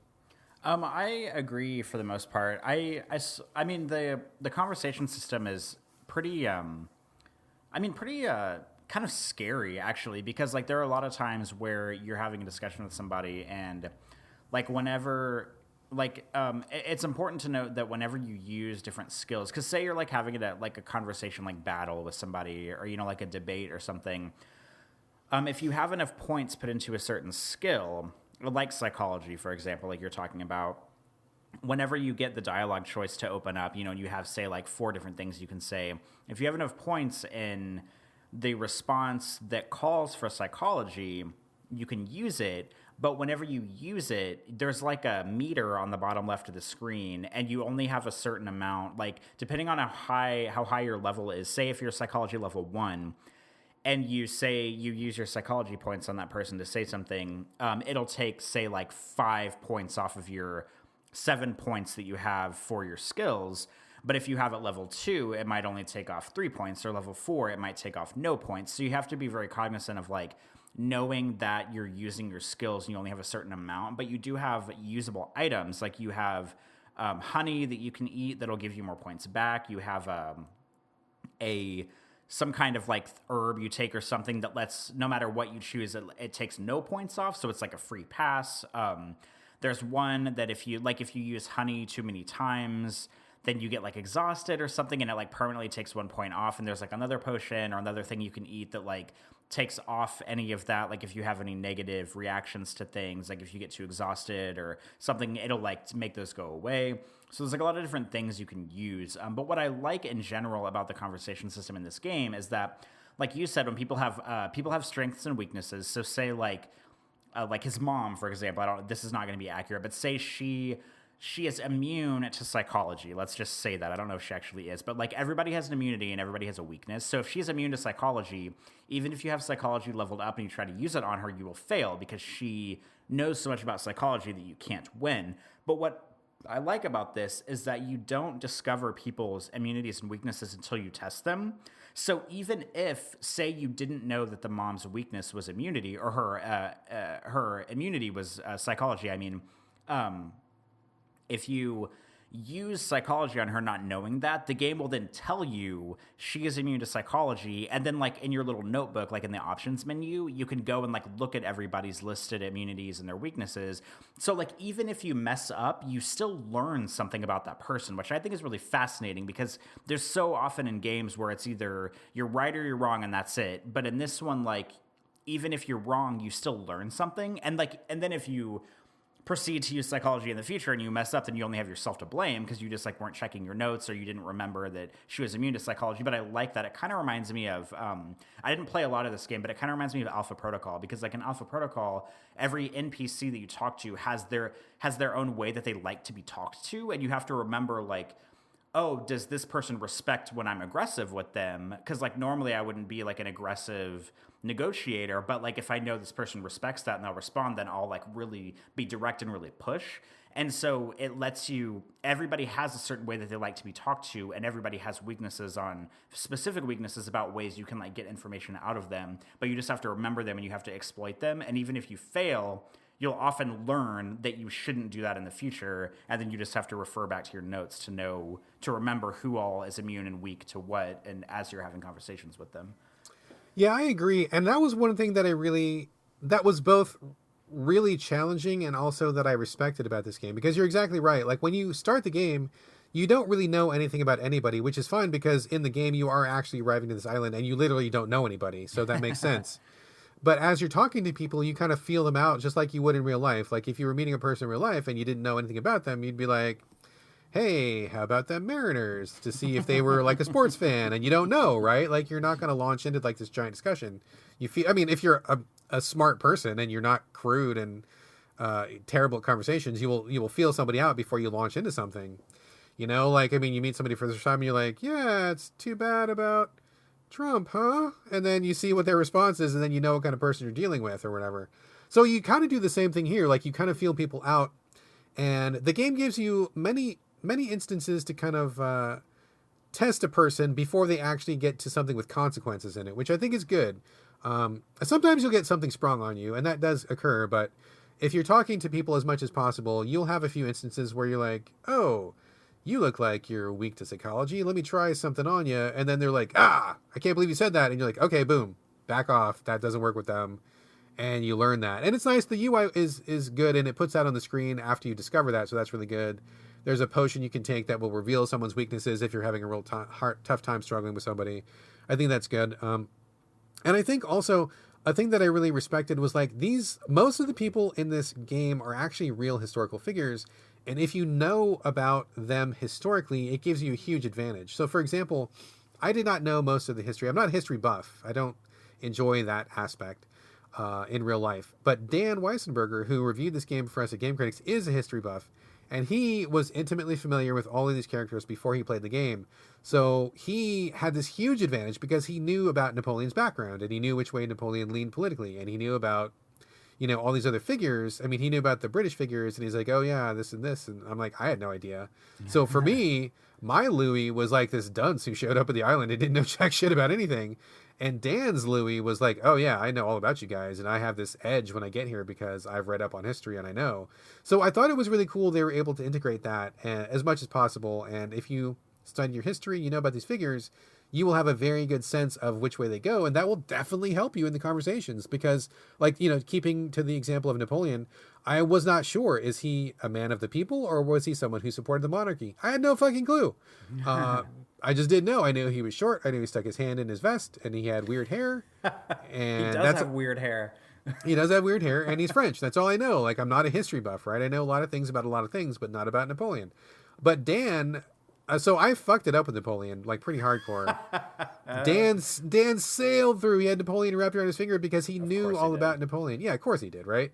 So that was another interesting thing where you could figure these people out, and if you remembered which way they go and how their politics are and what kind of personality they have, it really helps significantly helps when you're having these conversations, which I thought was great. It's not just about renegade or paragon. It's not about right or wrong. It's not red or blue. Like, it's about who is this person? What do they value? What they like in other people? What do they not like? And I thought that was a level of detail that we don't often get in games of this kind. Yeah, I would classify this as smart, to sum it up in a way. Absolutely. So another thing that I thought was kind of neat, also kind of not neat, and I know that you probably didn't like this too much, was the conversation in this game actually kind of parallel real life a little bit, in that, I don't know if this has ever happened to you, but in real life, I can think of many conversations where I'm talking to somebody that I don't know very well. Things are going okay. And then I say one thing, and then all of a sudden, like, this chill comes down in the air. Like, I've said the wrong thing, or maybe I misread that person, and I'm like, whoops, footed mouth. I really got to get a drink. I'll be back. Catch you later. Bye. So that happens a lot in this game, and I think you probably didn't care for this too much, Corey. Let me know what you think. But you can have a conversation with somebody, and you can get, like, for example, say there's, like, 4 questions. You can get the first 3 right. But if you fuck up the last one, like just totally misread the person, then you fail the whole thing. And I think that, while it is scary and has consequences, also kind of mirrors the way that conversations go in real life also. What did you think about that part? Yeah, I mean, you're not wrong. Like, it's very similar to, like, real life. What I just didn't like is that, like, you can talk to people in the game just fine, and it's not like not everything in this game is a negotiation, but there are certain parts where the game, it's literally like a conversation battle. I can't remember what they used to name it, but it's like you're talking to somebody, and then it like zooms in, and you're like in this interrogation, and it even has like a UI at the top of the screen that has like every step of the conversation. There's like, you can either win it or you can fail it, and usually it's like they'll ask a question or they'll say something, and then you have to decide what you want to say back. And what I don't like, because there was one point in particular, I can't remember to whom I was talking, but it was like I had aced like 4 of them, and then the last one I said the wrong thing, and I failed the whole thing. And like, I know that that's, kind of how life works, I guess, but it was just annoying because like, if you can ace 3 and then fail the last one, and it makes you fail the whole thing, then like, what's the point of having the first 3 there in the first place? Like, that really annoyed me because like, I ended up failing the entire thing just because I missed one question, or like I said the wrong thing one time. So I was like, well, what's the point of having this entire conversation if I'm going to fail it from like messing up one thing? And I just got really annoyed about it. I mean, I totally hear you, but at the same time, this makes me think of just like, I mean, sex in a way, where it's like, God. you can start off in a certain way and things are going real good and you think it's all on track, and then you make a wrong move or you say a wrong thing, and then it's like, yeah, I'm going to go get a snack or something, and I'm just going to go watch TV. And then, not that that's necessarily happened to me. I don't know anything about that personally, but I can imagine it happening. But I'm sure, like just those corners that you turn where it's like, fuck, I said the wrong thing, and that screwed up the entire thing. I mean, I get what you're saying, and I understand, and I've failed some of those myself, so I've felt that pain. But at the same time, I couldn't be too mad about it because it paralleled real life so much to me that I thought I had to give it a pass. So that was an interesting system. What did you think about, like, I guess, let's talk about the style for a second, because I think this game is really visually distinct. It's got that. Okay, so I'm not a historical guy, like I just said, and I couldn't tell you like exactly what period this is taken from, but like the fancy furnishings and the house and the paintings, and everybody's wearing these like real fancy old school clothes. The petticoats or whatever, and the little button up stuff that people are wearing that you see in period pieces, and just I mean, so plush. It looks like they're in like this palatial estate from back in the day, like you'd see in a museum or something. I mean, I think it's very, very stylish. It does a very effective job of setting kind of the tone of it, like in a visual sense. What did you feel about that? Yeah, my favorite things about this game, one of them is going to be related to what you just said, and the other two are slightly unrelated. But one of my favorite things about this game is just simply the fashion, because everybody in this game is dressed in such a cool way. Like it seems so specific and accurate to the period. But like, I can't remember. There's one guy. There's so many characters in this game. There's too many characters in this game, and that's something I want to talk about later. But there's one guy who wears this amazing, like, almost like a hot magenta like tie thing with this like ruby amulet in the middle of it, and he's got this like amazing overcoat, and he has like fucking like knee-high black boots, and he looks so fucking cool. And like everybody in the game just looks like really well dressed and really cool and really like high society. And my other favorite things are the main character, Louis de Riche. I don't know who his voice actor is. I haven't looked him up, but his voice acting is like, I have like a bad thing to say that's charming and a good thing to say. The bad thing to say that's charming is that his voice acting is like kind of like mediocre, but it kind of makes me think that like if I were voice acting in a game personally, I feel like my voice performance would be very similar to his, because it's kind of like just like dry and sometimes like not very emotive, but it's also charming in a way. And the thing that I love about his voice acting is whenever the game calls for him to say something in an accent, he motherfucking nails the accent every single time. Like you like walk up to like Napoleon Bonaparte's room, and there's like a card on the outside of the door, and it has his name on it. And even if you just like press like X to read the card, he'll be like, oh, this room belongs to Napoleon Bonaparte, and he'll like say it in French, and like every single time, like no matter what accent it is, he like says it correctly. And I was like,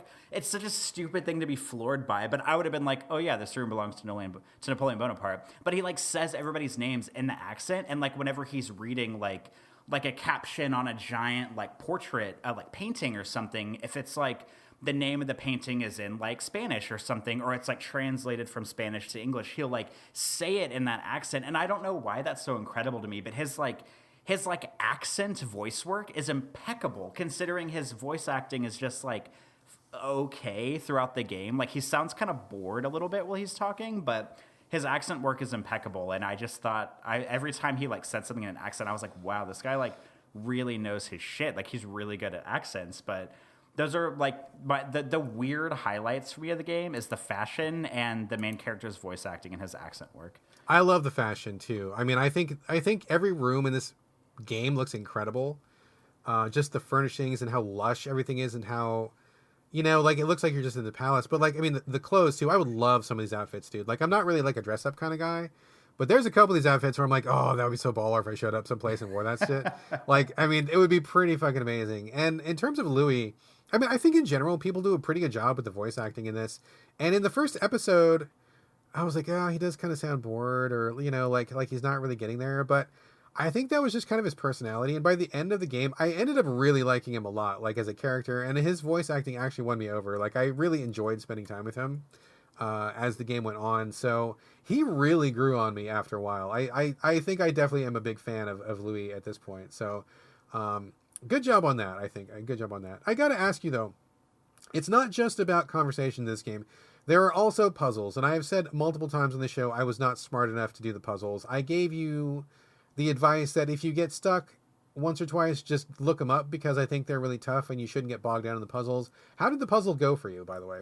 I looked up so many puzzles on the internet when I was playing this game. I mean, when I started, the cool thing most of the time that I actually like about this game is that a lot of the puzzles can be solved in multiple different ways. Like, it's weird because we talked about Call of Cthulhu last week, and this game actually is, I mean, I know it's like published by the same people. It has a lot of similarities to Call of Cthulhu, so it's kind of weird like playing these one after another because they feel in the same like family in a way. And something that I liked about the console is most things can be solved in several ways, and it usually depends on what you put your points into. Like if you need to get into a room and it's locked, like there's literally a skill you can unlock that lets you lockpick. And so like maybe you can just, if you have that skill, you can lockpick your way into it. Or if there's like a code on the door and you can like look at a painting because it has a clue about the code on the door. If you have your like, I don't know, whatever, one of your skills that talks about like worldly arts and stuff, like if you have that leveled up enough, like when he looks at the painting, you can click like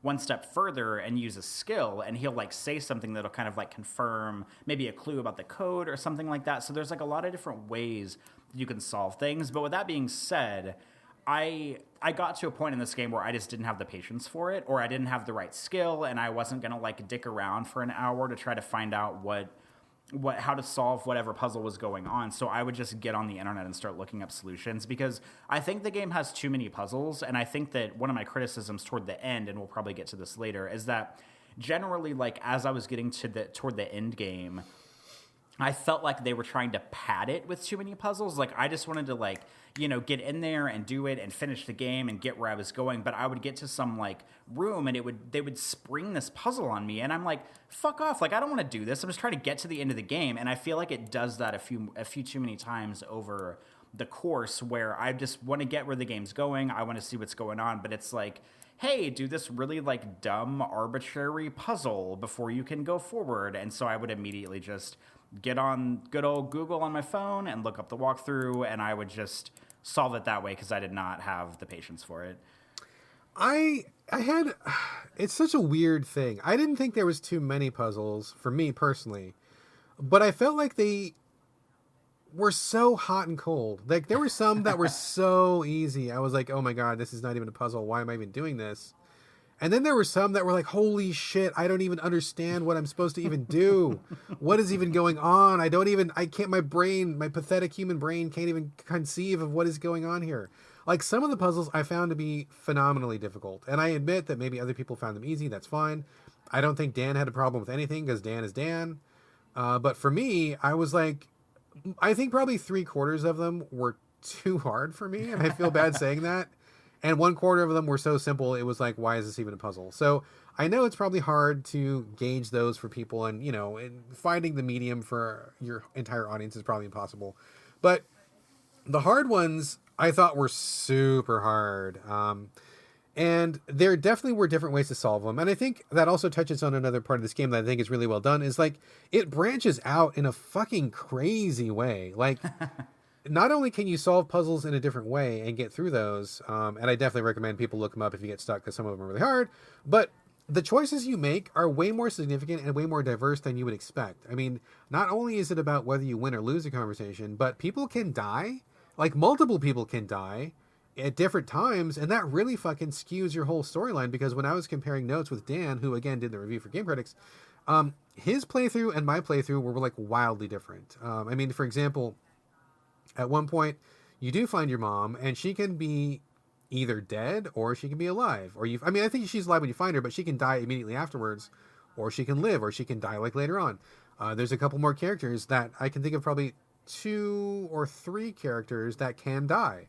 And if they die, it totally throws off like the whole rest of the game, or it just, changes the way things go. At one point, there's one extremely difficult puzzle. Not only is it difficult to figure out in terms of what the answer is, but I thought it was difficult to even figure out how to even do it. Do you know the puzzle where you're about to get into the crypt, and it's like a big circle, and there's like dials, and you had to put items on a table to activate the puzzle, and then you had to put your hand inside of it? Oh yeah. Did you get your hand cut off? No, because I looked up a guide online. I wasn't about to get my hand cut off. Jesus, no. So I tried to do that one legit. It's a really complicated puzzle. I'm not going to explain the whole thing. But the end point of this puzzle is there's like 3 or 4 challenges beforehand that you have to do. When you get to the final part, there's a hole you got to put your hand in, and then you have to make a choice. And if you make the right choice, it opens the door. If you make a wrong choice, it cuts off your hand. And Louis can actually get his hand fucking cut off right there. Luckily, when I got there, I misunderstood what I was supposed to do. Like, I figured some of it out. I went to go try it, but I did not understand what the lever did. There's a lever inside the hole where you put your hand. I thought you were supposed to turn it as part of the puzzle, but it's supposed to actually be the last thing you do. Whatever, I'm getting lost in the weeds here, but bottom line being, I just misunderstood what I was supposed to do. And so when I pulled the switch, it was like, uh-oh, This isn't good. Would you like to pull your hand out? Cost 10 points, which is basically my entire skill bar. So I was like, yes, I would like to pull my hand out. And so I pulled my hand out, and I did not get my hand cut off, but it wiped out all my skills. And I'm like, oh, fuck. I hope I don't have any challenges coming up because I got no points left. But people can get their hand cut off in that, and that totally changes how people react to you. You come back to people like, Louis, what happened to your hand? Your fucking hand is gone. What happened? Can't explain that away very easily, right? So multiple different ways to go. I know that there are at least 4 different endings. There may be more than that, but there's at least 4. And they are wildly different. So if you want a game that actually, where your choices actually matter, like this is one where they actually matter. Like literally every choice has a big impact on the rest of the game, which I have to respect. Yeah, I did not get my hand cut off because I was looking at a guide online. But so one thing that I think maybe, I don't know if either of us have made this clear about the game, but something that I think is worth mentioning too is the entire, I mean, more or less the entire game takes place in one house. So you like get to the island, you're in this like giant manor, and I think there's like, I don't know, like 4 floors or something. There's like the main floor that you walk in on, and it has like, you know, the entry hall. They have the salons, which I love that they call them salons. It's basically like a room where you eat, like a, I don't know, a dining room. But they have like, there's like the red salon and the small salon. And every time they say salon, it just made me really happy in the game. And so there's like eating rooms and like observational rooms and stuff. There's like this amazing library that's like this giant like the library is never dope. ending. It is I so love cool. the library. So cool. It really kind of like the layout of the mansion reminds me a little bit of like Resident Evil in a way, where it's like you have these really elaborately designed rooms and you like go through them over and over and over and over and over again. And the game doesn't necessarily like draw attention to the fact that they're elaborately designed, but they just like are that way. I mean, I was picking up like, you know, old school like Resident Evil 1 vibes from this a little bit in a weird way. But and then there's like the second floor, which has all the guests. It's basically just the guest rooms. Like it's a giant like rectangular hall. Everybody has their own room they're staying in. There's like the guy who owns the mansion, Mortimer, I think his name is. He like has a floor above, and his like office is up there. There's like a courtyard with this like hedge maze kind of thing with these statues in the courtyard. So most of the game is pretty. I mean, the manor is big, but it's contained into basically one house. It's not like open world. You're not out, you know, bopping about the city, you know, going to the shops and stuff. You're just in this house most of the time. And at the beginning of the game, I was fascinated by it because there's an element of discovery and exploration about the house, because it's the kind of house where you know that not everything is what it seems. Like eventually you discover like trap rooms and hidden passages and, you know, like puzzles in rooms that open these bookcase doors and all this kind of shit. And so like as you progress, you discover more about the mansion and more about, you know, it kind of becomes a character in and of itself in the game.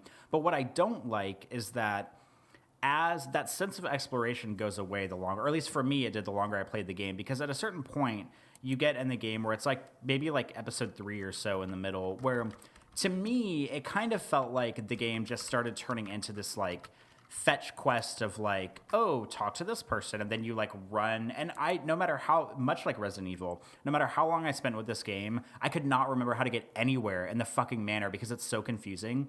So like I would have to like go look at my map like all the time in the menu because I didn't know where anything was, no matter how much time I spent with it.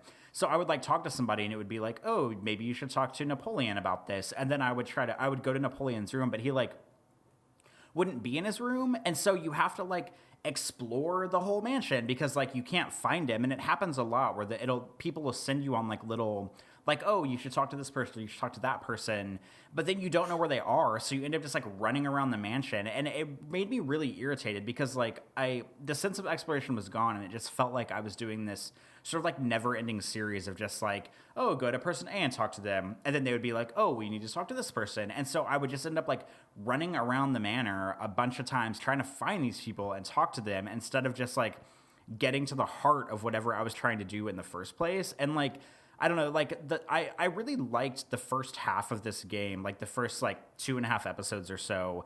And then like once I got more and more into it, I really came off this game really cold. I didn't like it at the end by the time I finished it because it got really old to me. There were too many puzzles. There was too much going on. There's too many characters for the game's good. Like there's too much going on. And I just felt like the sense of exploration and mystery and sort of like basis and realism kind of escaped the longer I played the game, because much like Call of Cthulhu, about halfway through this game, it gets like real supernatural, and I wasn't expecting that. And again, like, we don't have to spoil it this second. We could talk about it in a minute, but like, it gets weird, and it gets like not based in reality at all. And kind of like once that stuff started happening, I just kind of stopped caring about what was going on in the game, because it got a little too bananas for me. The story got a little too supernatural and too like off the wall. And it felt like that, you know, the writers of the game had a really good idea of what they wanted to do. And then like the longer they wrote the game, the more they were like just kind of like throwing stuff at the wall and seeing what stuck and rolling with it. And so I came out of the game not nearly as jazzed as I did going in. But how was your progression through the game, or what's your response to any of that? All right, cool. Before we go forward, I got to do a quick time check. We've got about 20 minutes. Time has kind of gotten away from us here. So we'll just quick time check of 20 minutes. I agree with you about the map and the house. It was a big house. It's kind of hard to get around it sometimes. I wish that they would have just put dots of where people are on the map so you could go straight to them, because looking for people is kind of a drag. I don't like that about it in any game. So 100% agreed about that for sure. Now, about the story, we should probably get to the meat of this discussion. It starts out as being kind of an Illuminati political story, and like you just alluded to, it takes a big left turn in like episode 4, I think it is. And so what happens is, and like we said, folks, we're just going to spoil the shit out of this. I mean, if you're listening by this point, you know we're going to spoil this. What happens is, it is revealed that the people who are organizing this conference are actually, well, I mean, they call themselves demons. I don't think they're actually supernatural. I think they're kind of like some other kind of weird creature that's like a spirit kind of a creature that possesses other people. And so these creatures have been around since biblical times. They make reference to the fact that the original demon or whatever creature was basically like Jesus at one point, and so your father is like literally God, and you guys are like this secret race of I don't know, spirit things that kind of control the course of humanity by living forever and by possessing people. You can like get inside other people's bodies, you can control them, you can pretend to be them, and they're just kind of like spiritual things that can take over someone's body forever. So that was not expected, very not expected. And it's interesting because I don't think that I was really a fan of it. So just to back things up a little bit, there was a book written by Dan Simmons many years ago called Carrion Comfort. Are you familiar with Dan Simmons, or have you heard of that book? I have not. Dan Simmons is one of the best writers in the world. He's a really wonderful writer, very talented. I've loved a lot of his books. And Carrion Comfort was a horror novel, which was basically this game. In Carrion Comfort, there was a race of like these spirit creatures that basically live forever. They could take over other people's bodies, and they helped, or they fought with each other, they feuded with each other, and they could take over the bodies of other people, and they kind of fucked each other over by controlling humans and making them do crazy things or whatever. And so that is literally this game. That's where this game went. It was directly from Carrion Comfort. And it's there's even a nod when you finish the game, or at least with the ending that I got, the achievement that popped was called Carrion Comfort. So, I mean, clearly these guys are fans of that book, because this is like everything about it is lifted directly from that book. So I love that book. I thought that book was amazing. I thought it was such a great book. So in one respect, they kind of hit me right in a soft spot because I did like that book. But at the same time, I would have been totally fine if they didn't do that here. And I would have been totally fine if it was just intrigue and political fuckery and double dealing. I mean, I think that would have worked too. So I was a little bit kind of like, I don't think you guys needed to go the supernatural route.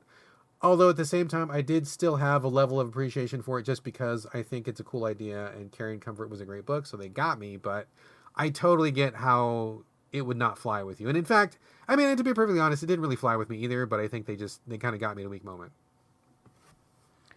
Yeah, I mean, because like it starts off grounded in this cool like investigation story of you like getting to this manor with the council and trying to find your mom and everything. And then like, you know, 60% of the way through, all of a sudden it's like, Oh, by the way, the hosts are demons and we can possess people's bodies. Oh, and by the way, you're a demon too and you can possess people's bodies. Oh, and we're going to teach you how to do it. Oh, and by the way, I'm your dad. And it was just like the floodgates opened and it was like all of this like extra stuff that had not been in, like the game is already busy enough, but like all this extra stuff just came flooding in. And like I said before, there's too many characters in this game. Like I could have done without like, if the cast had been like half as big, I feel like it would have been more effective because I couldn't remember. I mean, even if most of them were like actual people, like historical figures, I still couldn't remember like who was whom, like who was supposed to be doing what, who was siding with whom, and like it turns into this thing where like eventually all the people that are there on the council are supposed to be like voting for a certain thing, and then there's like a split in the voting, and the two guys that are hosting are kind of battling it out for themselves, and they're trying to like deceive each other, and it just like. There's just like it's like Call of Cthulhu. It's too much. It's too much. There's too much stuff going on, and like the more I played it, the more it tried to spring these like plot twists on me. And every time I would just roll my eyes and I'd be like, oh my god, like can we just get to the end of the game? Like I'm tired of like these plot twists. I'm tired of the guy who's like supposed to be the host and supposed to be your dad or whoever just like sending you on these like fetch quest because he's like, oh, go possess this person, go convince this person they need to vote my way, go do this, and you like lose a lot of agency because you're basically just like doing what he tells you to do. And I mean, I guess in all honesty, you don't have to do what he tells you to do, but because I decided to basically side with him, I was like, okay, I'll go do the things you want me to do. And so it just like turned into this like never-ending list of just like you going to do what he tells you to do. And I was like, okay, this game is a lot more interesting when I like got here and there was like mystery and intrigue and I was like talking to people and trying to figure out about them. But like the more I, talked to people, the more I discovered about them, the more I got sent on these like weird spiritual possession fetch quests. I just really stopped liking the game whenever all of that stuff started coming forward. Yeah, I know you don't swing that way in general, so that makes perfect sense. And I'm not necessarily disagreeing with you either. And I do think that they did try to get too much in, especially that late in the game. I mean, to be fair, it made sense once I sat and thought about it and connected the dots, but it was a lot to take in and it was a lot to keep straight. It did come together, but all things considered, and if I, had my druthers, I think I probably would have had them dial it back a little bit and maybe just make it a little more streamlined. But we should probably talk about the end game before we run out of time here. So basically, like you said, there's two different guys running this conference. They're competing sides. You're there. Eventually, they each want you to take a side. You said that you supported your dad. Is that correct? Yeah, because like Mortimer, I can't remember the other guy's name, but like Mortimer is the guy who's like in command of the household, and then he has a partner who wears like ridiculous like white makeup with blush that's like cracking on his face, which I thought was incredible. And they're hosting it, yeah, but I ended up siding with Mortimer, who's like supposed to be your dad, who's kind of like in control of the whole thing. Okay, so that's what I did as well. And like I said, there's multiple ways to go. So what I did was I figured out that Mortimer, your dad, who eventually is revealed to be your dad, is probably not the greatest guy, but his stated goals of kind of bringing democracy to the world, I'm like, well, I'm down with that. And like the other guy doesn't seem like an angel either, and he wants to keep like what is effectively a monarchy, and I'm like, well, I'm not down with that. And I mean, nobody seems really that great, so I guess I should pick a side. So my mom, when you find your mom, she seems like she's completely batshit, and I didn't want to like help her out too much. So I went with him all the way down. Like I was just like at a certain point, I think like in episode 4, I'm like, whatever happens, happens. I'm gonna side with my dad all the way through. And we're just going to ride that to the end. And ultimately, that ends up being like a bad ending. I mean, I don't know about you, but what happened was when we got to the end of the game, we triumphed, we beat everybody else. And then he turns to you and he's like, oh my God, I'm so proud of you. You're the greatest son ever. Now I'm going to take over your body because you're young and strong and handsome. And plus you're skilled and competent. And now I'm going to be you. Thanks, lols. Good to know you, son. And now you're dead. And I possess you forever and ever. That's how my game ended. How did your game end? Well, that was originally how my game ended, but much like Call of Cthulhu, it keeps your save from like 5 minutes before the game ends. So that's how my game ended the first time, because I wasn't sure like what to do. But the second I went back and did it the second time, and if you find that there's like a spear you can find in the middle of the game, and I had it on me, and I was like trying to be like respectful of him, and he was like, oh well, you can give the spear to me now because you don't need it anymore. And I was like, oh, okay, I trust you, like the idiot I am, and I gave it to him. But the second time I went back, you can actually pull the spear on him and kill him, and then like you take over the head of the household. So I kind of like got the good and the bad ending in that respect because I got to see both of them. And apparently, like if you kill him, you basically just like leave the island with everybody else and leave. So like even though you kind of win, like the game doesn't really, they don't like crown you the head of the manor. You just like leave, I guess. So I don't know. It was not particularly fulfilling either way. So that was another way you could go. I had this, so I decided to not replay because I was like, I could replay, but I'm like, whatever. I'm just gonna take what I get, and that's fine. So I got like basically like the worst possible ending, which was okay. But if you go back and read about it, you can do like you do. You can kill him with the spear, but then also you can meet the ultimate father of the family. Did you ever meet the father? Like the head spirit guy? I did not. You can meet him, and he's a pretty fucking intense dude. So he is like all powerful basically, and you can team up with him at the very end. And so when you meet your dad, he'll show up and like take care of things, and he will kill Mortimer and then put you in charge. You can also find so there's twin sisters we didn't really talk about. I don't want to get too deep into this because I know it's confusing. My God, but the fucking twin sister the thing twin was so sisters stupid. The twin sisters thing. But there was an aspect to that where you can find the sister that was dead, you can bring her back to life, and then you can team up with the twin sisters as a group, and you can all fight Mortimer that way. Oh, dang. So there's multiple different ways you could go. So you can eventually kill Mortimer all the way and just leave, or you can become the Lord of the Manor. You can become a soulless husk, and he can take you over. I mean, there's multiple ways it can go depending on what you do, and you really had to really pay attention because it was easy to miss some of those things or to not clue into what was going on. I met the head spirit, and I thought that was really interesting. I did not figure out that the twin could be revived, but that was pretty cool too. So again, it just kind of goes back to the multiple branching paths, and I think they did a really good job in that there was so many different ways it could go, but you didn't really know that until you started researching. But then once I really did, I was very impressed by how many paths I didn't take. That must have not been an easy feat. Yeah, and I mean, along those lines of sort of like really having to know what you're doing, there's a lot of parts in this game where you'll like read something and the game like doesn't really tell you what to do. Like there's no like waypoints or anything. So like there's certain parts where like I was talking to like Elizabeth Adams at one point, and I had like read a document in her room about like a letter from like her dad to her mom or something, or her dad being John Adams, of course. And I like read a note, and he like said something, but the game didn't like clue you in on what was in it. You just have to like read it and take it in. And then later when I'm talking to her, like I had the option to say something about the content of the letter that was supposed to like reassure her of something. And because I totally didn't like actually read the letter, I skimmed like half of it and then closed it because I'm not going to sit here and read documents like some lame ass in a video game. I like said the wrong thing, and I like pissed her off even more because I like didn't read the letter thoroughly and didn't really take it in. So there's like stuff like that in the game where you like really have to pay attention to what you're reading and what's going on. And I was just too impatient for that, I guess. Yeah. So I hate to cut it short, but I actually do need to wrap up for real life reasons. Let's just bring it to a close real quickly, and I apologize, folks, for the abruptness of this. Time got away from us, and I wasn't watching the clock as closely as I should have. So overall, let's put a pause on this. I feel like we're going to talk about this probably one more time, briefly. So overall, Corey, you ended up not liking it, and I think probably... wish we had more time to talk about this. I apologize.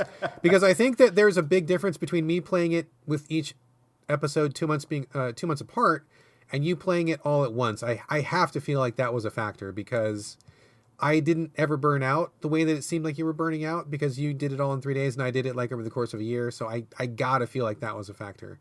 Unfortunately, we can't get into that right now, and I do apologize again, folks. But let's wrap this up. We'll pick it up one more time, and yeah, there we go. I liked it. Corey, you didn't like it, right? I did not like this game, unfortunately. It sounds like I did, but the more I played it, the more it got old to me, and I was over it. Okay, let's put a bow on it for now. We will come back to this, folks. I promise you. But right now, real life has to take precedence. So let's go ahead and wrap it up, and then we will circle back at another time. All right, let's do that. We'll talk about it later. But yes, everybody.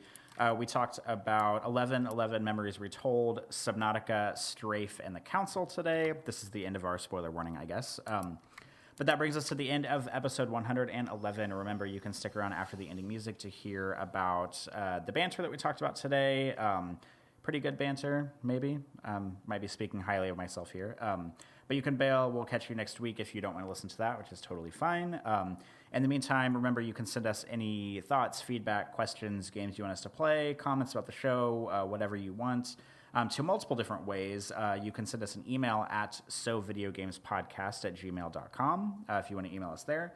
You can also post comments on the Game Critics website whenever the show goes live over there. You can also post comments or messages on SoundCloud, which is where the show goes first. And we're also on Twitter as a collective show, at SoVideoGames over on Twitter. And the last way you can reach us, perhaps the best way to reach us, is to tweet at us individually. Brad, what is your Twitter handle?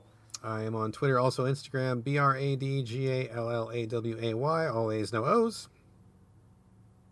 And I am also on everything, Twitter, Instagram, all that stuff. My username is also my first and last name, Corey Motley, CoreyMotley. Brad, do you have anything before we sign off? No, that's it. Once again, apologies for the abrupt end of the discussion, but we will circle back. And thank you, folks, for joining us. Happy holidays, Merry Christmas, all that good stuff. Hope it's a wonderful one for you.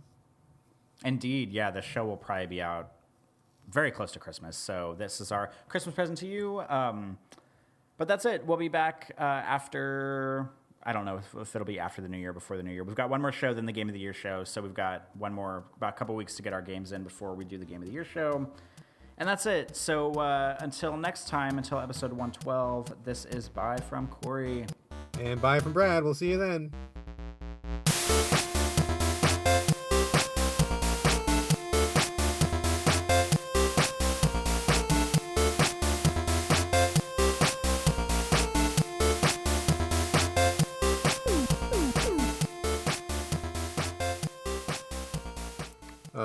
Okay, cool. I'm ready to go whenever you are ready, sir. I'm ready. Does it still sound okay? Yeah. Okay, good to go. Okay, we're doing what am I don't even know what I'm doing. Yeah, we're doing banter. Of course we're doing banter. My brain is simply not working. Yeah. Good morning, sir. Do you want to do a fresh start or do you want to just kick it off? I don't know. I have banter, though, like legit banter. All right, why don't you start and let me drink this coffee while you're talking and I'll jump in once my brain starts working. Okay, so I have some banter.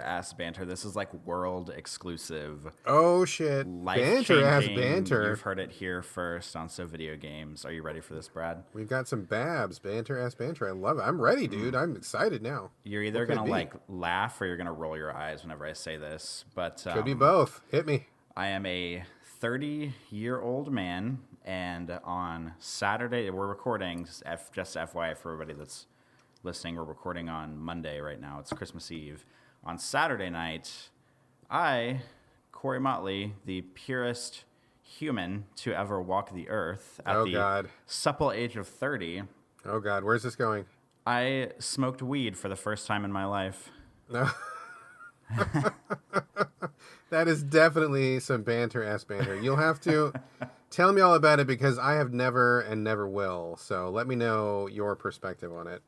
Okay, so if you had asked me 10 years ago about like drugs or even probably alcohol, because I would pretty much all through high school and college, I didn't drink at all. I never was interested in like drugs, quote unquote. And then when I turned like 23, I started drinking wine like casually. And I probably have said this on the show before, but basically like whenever I was in high school and college, I was very like against like alcohol and against drugs and against like underage drinking. And I was always like the DD for my friends if we went out. And I was in the marching band in college. And I mean, a marching band can basically be summed up as like a 300-person group of college student alcoholics. So I was like in the drumline, and I would always drive everybody to the drumline parties and drive people home. And I was like taking care of everybody. And then when I turned 23, I started drinking wine a little bit. And I made this weird path because usually I feel like people maybe like start with beer and then maybe go to like hard liquor and then maybe they like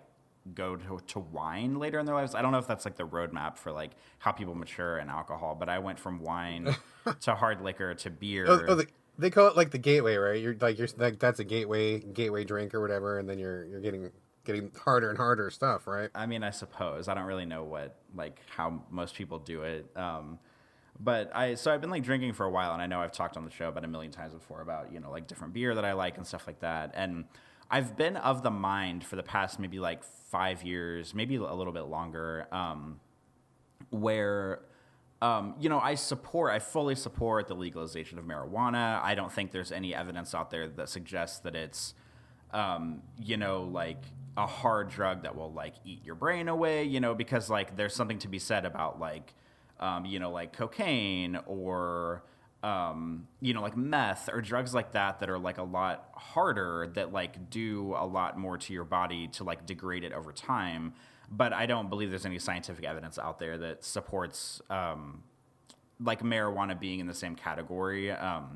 And so when people ask me if I smoke, I'm always like, no, I don't. But like I'm not opposed to it, and I like support the legalization of marijuana. Like that's kind of like where my go-to like stance on it, if you will. And so I have some friends in town, or a friend in town. One of the parkour guys that grew up here goes to school in Arizona, and he came back last year for Christmas, and I got to meet him for the first time last year, and then he's back again this year. And he is in, if I'm not mistaken, he's in graduate school right now, I think, and he is in his whole like realm of study in school is sort of like about drugs and about like using marijuana for like PTSD and for mental health supports and like, sort of like using like psychedelics in that way and sort of like trying to go against the tide of like this war on drugs that's, kind of making people think that marijuana is some drug that like if you smoke it twice you'll like die or, it'll like,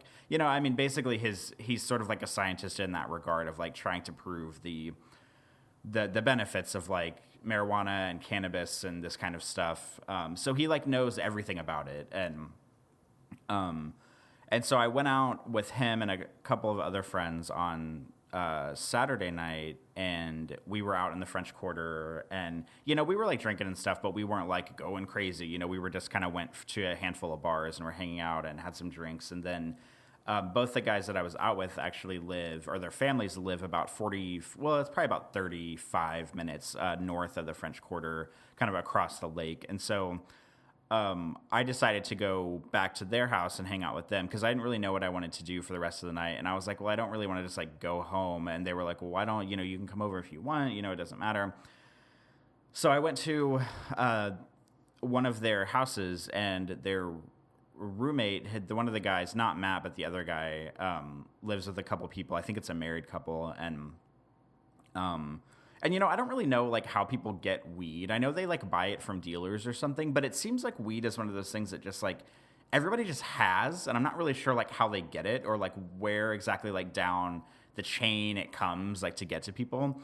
But apparently this guy had like really good like potent weed because there's like different strains of it, and some of it is like not as good or something. I don't really know all the scientific stuff about it, but I really don't know anything, and so I just know that like you can smoke it in a few different ways. And they had this kind of like pipe thing, like it wasn't like a bong, like it wasn't that, but it was basically just like a cylinder, and you like had the weed like packed into this little like crevice at the end of it, and then you like lit the weed on fire, and then it like filled the pipe with smoke, and then you like put your finger over the hole on the other end so that it wouldn't escape, and then you just inhale on the other end. It literally was just like a metal cylinder with like a little scoop on the end for like to put the weed in.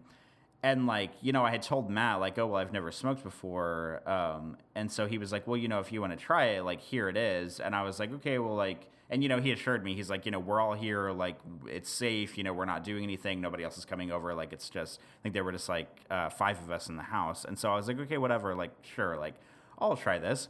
So I only took like 2, I don't know, like puffs or breaths or inhalations off of it. I don't really know what to say. Sure. 2 hits, perhaps. Hits, yeah. I took 2 hits because I'm into drug lingo now because I'm cool and I smoke. So like I took a couple of hits, and And the first one, it didn't really feel like anything. And then the second one, like my throat pretty much like immediately started burning, like after I was done. And, I coughed a few times like a rookie, and it took probably about 10, 15 minutes or so for it to like set in, because Matt was sitting next to me and he kept being like, okay, what do you feel? Like, how do you feel? What's going on? Like, what's going on in your head? What's going on in your body? And he was trying to like really be there to like walk me through it. And that was like exactly what I needed, because I feel like if I were to smoke for the first time, Matt is like the perfect person to be there with, because not only has he been smoking for a long time, but he like studies it, as his like thing in school. So he's not just like some random dude who smokes weed a lot. He actually like knows about it and like the physiological stuff it does to the body. And so he was like having me kind of like walk him through how I felt. And at first, like, my fingers and legs started feeling, like whenever your limbs are asleep and then they start kind of feeling tingly when they're waking up. Like that's sort of how it felt at first. So that was like the first thing that happened. My fingers kind of started feeling tingly, and I kept like looking at my hands because I don't know what I expected them to like explode or something, but I was just like looking at them and then I started feeling a little bit sick. Like I started feeling kind of like paranoid and like sick for a minute. And so it was just such a weird like arc of what happened. And so like Matt was like, well, he was like, the bathroom is right in there. Like if you feel like you're going to throw up, like, you can go, there's the bathroom, you can go in there if you want. And so like I went and just like stood around in the bathroom, and Matt like went with me and was just like kind of standing in the doorway, like talking to me and making sure that I was okay. And he kept like bringing me glasses of water, which was the best, because my throat felt like sandpaper. Like it was just really dry, and I couldn't like feel myself swallowing because it was so dry, and it felt really weird. So I drank like a shitload of water because my throat felt weird. And like really the thing that like the best way I can describe it is like, do you ever have those times whenever you're like, say you're like sitting on the couch and you're like pretty tired and you're kind of like dozing off, and you like doze off for a second and you have like a micro nap almost, and you like dream for like a split second, and then you like snap out of it and wake up whenever you finish dozing. Totally, yeah. Totally. It's like the moment, the way I felt, it was like the moment where you realize that you're dreaming, like right as you're waking up.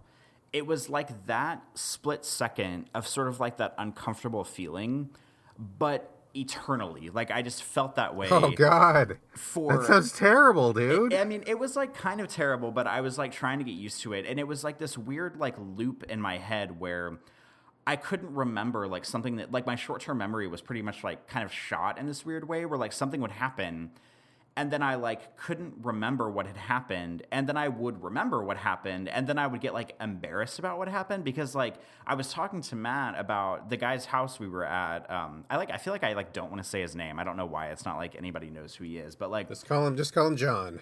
John, yes, John, good man, John. We were at his house, and like I had met John once before, and I had like kind of like a crush on him. Like he's totally like this like adorable dude. And so I was like telling Matt and like my high stupor about like how I really like liked John, and was like, oh dear. And I was feeling like really, but I was like being sincere, and then I would like forget that I had said it, and then I would like remember that I said it, and then I would be like, oh my God, this is so embarrassing. And I was like literally saying that to Matt. I would like I was like standing up with like my hand on this like shelf, this like towel rack thing, and I would like look up at Matt and be like, oh my God, what did I just tell you? This is so embarrassing. And then I would like forget that I was embarrassed for a second, and then I would like say something else about John, and then I would remember that I had said it, and then I would get embarrassed again. And it was like this weird, like, I felt like I was in this constant state of like waking up from like a dream and not remembering. It's like when you wake up from a dream and you know you were dreaming, but you can't remember what you were dreaming about. Like that's sort of how it felt, but it was over the course of like a couple of hours, and it was just a really strange feeling. And I was like lying down like on the bed in John's room for a little while, because they were just like, well, why don't you lay down? Like, why don't you just sit here and like kind of like chill out a little bit?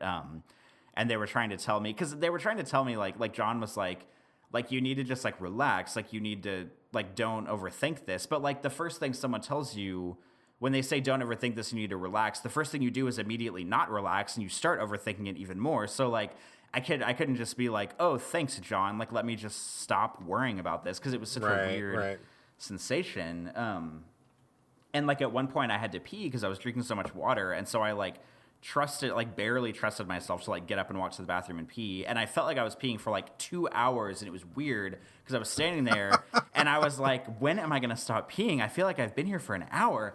And then like I finished, and I like flushed the toilet, and I like walked out of the bathroom. And like as I was walking out of the bathroom, we're talking like 10 seconds after I finished peeing, I like couldn't remember if I had peed or not. And I was like, did I do that? Because I still feel like I have to pee. Like, didn't I do that? And then I'd be yeah, I did. I remember doing that. And then I'd be like, no, did I though? Like, because I still feel like I have to pee. And then I was like, no, I think I did that. I think I did. And then I just like sat back down on the bed, and like I kept like Matt and John, they're pretty like video game nerdy, which is cool. And so they were like playing Kingdom Hearts on John's PlayStation 4, and they were like sitting on the edge of the bed, and they were just kind of playing it, like passing the controller back and forth. And I was just like lying down on the bed behind them. And I remember I kept like Matt would like turn around and kind of check on me every few minutes and be like, hey, how are you doing? Like, how are you feeling? And he was like generally invested in like the way I was feeling.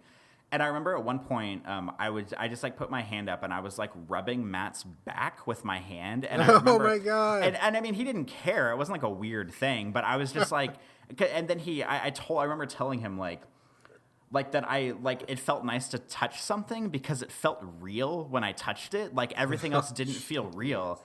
And I was like, yeah, this feels nice because I like know that you're real because I'm like touching you. And it was just like such a weird sensation. Like, and I got like sad at one point, and I was just like, I don't know. It was either like, I feel like I felt like embarrassed most of the time because I was like saying stuff that was really embarrassing. And then I would remember that I said the thing, and then I was like, oh my God, why did I say this? Why did I do this? And then I would get like upset about being like embarrassed about something. And then I don't know. It was just this weird loop of like doing something, forgetting it, remembering I did it, getting embarrassed about it, and then forgetting that I was embarrassed, and then saying something else. And it was just like, it was so strange. I mean, it wasn't like unenjoyable, like just because I'd never felt that way in my life before, obviously, because I'd never done anything like this. It was just it was just a strange feeling. It wasn't unenjoyable. You just described like this intense psychological horror thing. I know, like, but you it's just had like literally zero of that sounded like a good time.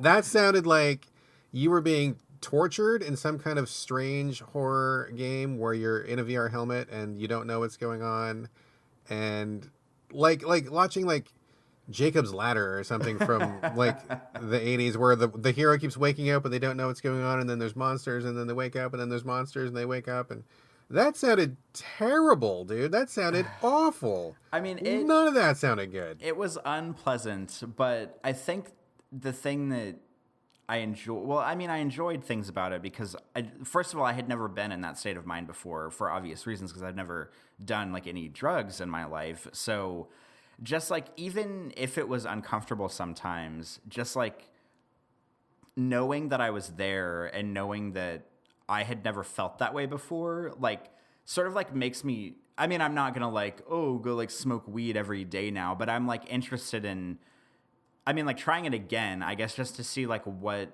like if it makes me feel the same or if it makes me feel different, or, and like one of the things I really liked was just being like knowing that I was with Matt and John, and like knowing that I was safe, and knowing that they were like there to take care of me and that nothing was going to happen. So like that brought me like a big sense of comfort because like I was under like pretty much the safest conditions I could possibly be under, you know, two people that I trusted a lot to, you know, take care of me in this scenario. And they were very, you know, they were there for me every step of the way, like helping me and asking me how I felt, and,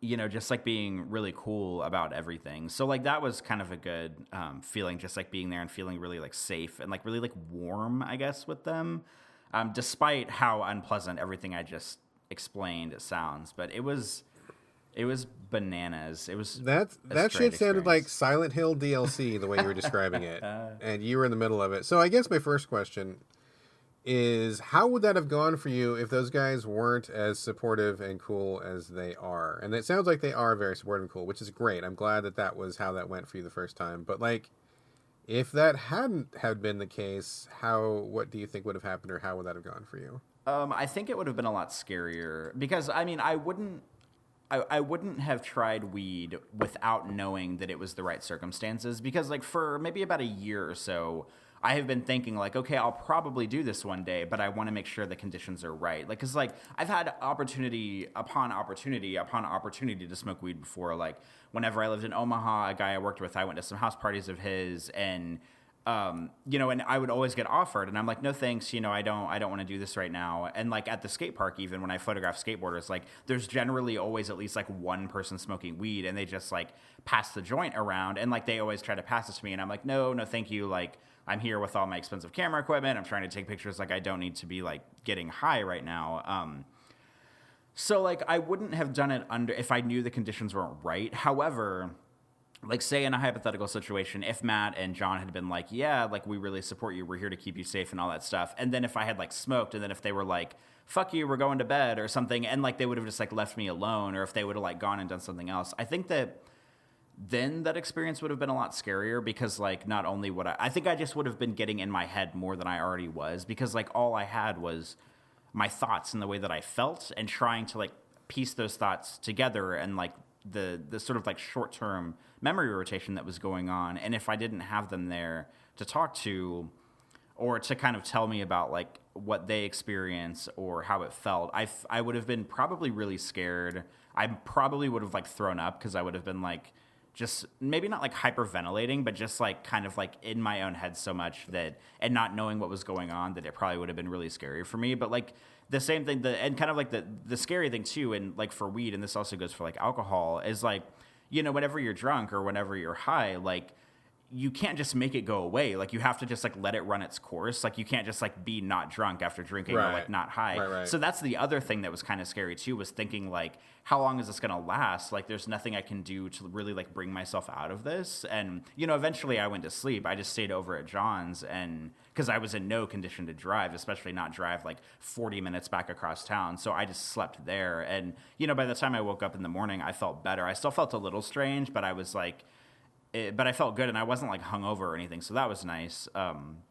So I think it would have been scarier had nobody been there to take care of me, and it might have been so scary that I wouldn't have wanted to try it again. But I know that like in the future I probably will, but I still will want to be around people that I know will be there for me. Like I'm not just gonna like go to the skate park and smoke weed with like these skateboarders I don't know, or something like that, or just like sit at home and like I wouldn't just like sit at home and smoke. But like if the situation was there and I was around people that I knew would take care of me, I would probably try it again. But I think I'm like, I will probably never be that guy who just like buys weed and smokes at home. But I don't know. I don't like make any definitive statements, but I don't see myself doing that. But yeah, that's it. I have many thoughts here, but first, I guess what part of that would make you want to try it again? Because that sounds like a very like not swell first experience. What part of that is like, oh yeah, maybe I'll do that again? Like because I didn't hear any good parts when you were talking. I mean, I think just the fact that it's something I hadn't experienced before, like, and like knowing that there's only like one thing that can sort of like make that experience happen again. I mean, it's sort of like, it's like exhilarating in a way. It's kind of like going to a horror movie. Like you go and see like a really scary movie, and like you're scared, and it's maybe not pleasant, but then you're like, yeah, I'd want to see another horror movie. Like you don't see one horror movie and get scared and then think, oh, I never want to see another one again for the rest of my life. Like, yeah, there's like an element of like it not being pleasant, but I also think that a big element of it not being pleasant was the fact that it was my first time doing it, and I was apparently had smoked some like really good weed, I guess, because there's like weaker strains that like the effects won't be as high, and I think after you smoke over and over again, like it becomes less like obviously that experience is not going to be as intense every single time I do it. Like maybe for the first like few times, so it's not like every time I smoke weed it's going to be the exact same experience I just had. So there's like different ways, I guess, that it can affect you, and I think just like sort of like exploring that sounds interesting, and knowing that I had never experienced anything like that before, and even though it was kind of scary, like knowing that, just like wanting to go there again, I guess. Like, I don't know. Does anything I say make sense about this? I mean, I don't know that it makes... I mean, it does make sense in a way, but what you're describing is like... pretty foreign to the way that I approach it. So like, I understand what you're saying for sure. Like, I get what you're saying, but like, I'm listening to you and I'm like, okay, no, like I don't, no. I mean, I kind of come at it from a different perspective. But first, I guess I want to ask, like, I mean, that sounds like really strong shit. Like, I've talked to a lot of people. I mean, I talk to drug people, like, and I don't mean the drug. Okay, so backing it up, I work once a week. I go and I work with some psychiatrists, and we see people who are addicted to drugs all the fucking time. I've been to AA and NA meetings as an interpreter. I have been to rehab. I've been, as an interpreter. I've done resuscitations. I've done all sorts of stuff. Like literally everything connected to drugs that you can do, I've done. And keeping in mind that I don't do drugs and I don't drink alcohol or anything like that. So I've been on the other side of it. Like I've been with the EMT team, and I've been with the therapist, and I've been with the rehab counselor, and I've been with, all those people. So I totally see it from the other way. And when I was growing, I might have mentioned this before, but when I was growing up, I grew up outside of Seattle, not in Seattle, but outside, in a somewhat rural area of Washington. And like all people ever did there was smoke and get high. So I was surrounded by people getting blitzed out of their minds all the time. In addition to my dad being an alcoholic, so that was another factor too. So like I have zero desire to be like in an altered state. And I have this, I need to be like in control of my body and sharp as possible all the time, because I would like never forgive myself if I was like drunk or high or incapacitated and something happened, especially because I have a kid, right? So like, but if Gina needed help and I was too high to help her or anything like that would happen, I would like never forgive myself. So I would never want to be in a state where I couldn't instantly respond at the maximum of my abilities. But I mean, what you're describing sounds like a really, really, really strong first experience. I mean, I've talked to many people who have done drugs similar to the way that you have, like a first time where they experimented or they tried something new, and that sounds crazy. I mean, was it like a paste kind of marijuana, or was it just like a bunch of little buds and stuff, or like what? Like, did you get a good look at it?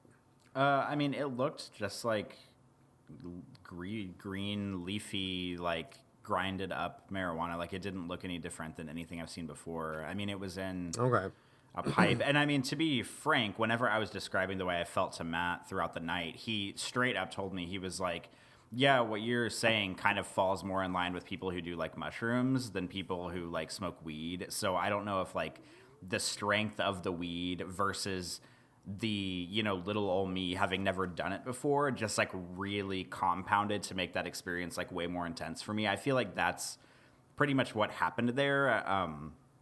Because that's what, he said. He's like, yeah, normally when people do this, like they don't really describe the kind of experience that way.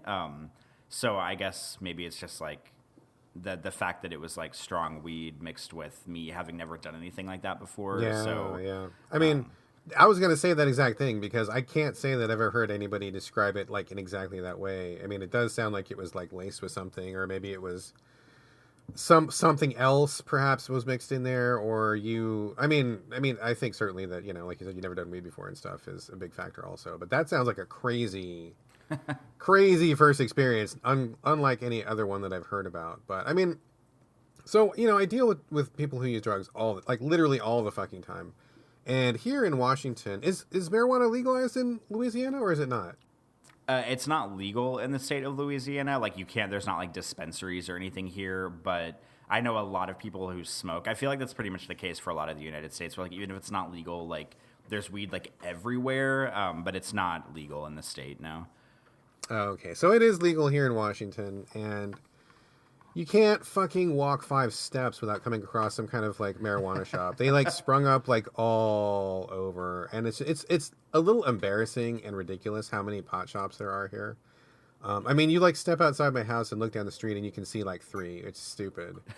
And like everybody is smoking, and we're close to a high school, and like when I drive by, it's like kids take one step outside of the school and like smoke up. And like it's not legal for kids because you got to be 21, but it doesn't stop them anyway. And they're like smoking outside. And I take my kid to the park and I'm like drowning in weed clouds, and I go anywhere. We went to the zoo the other day and it was like we were smelling marijuana everywhere we went.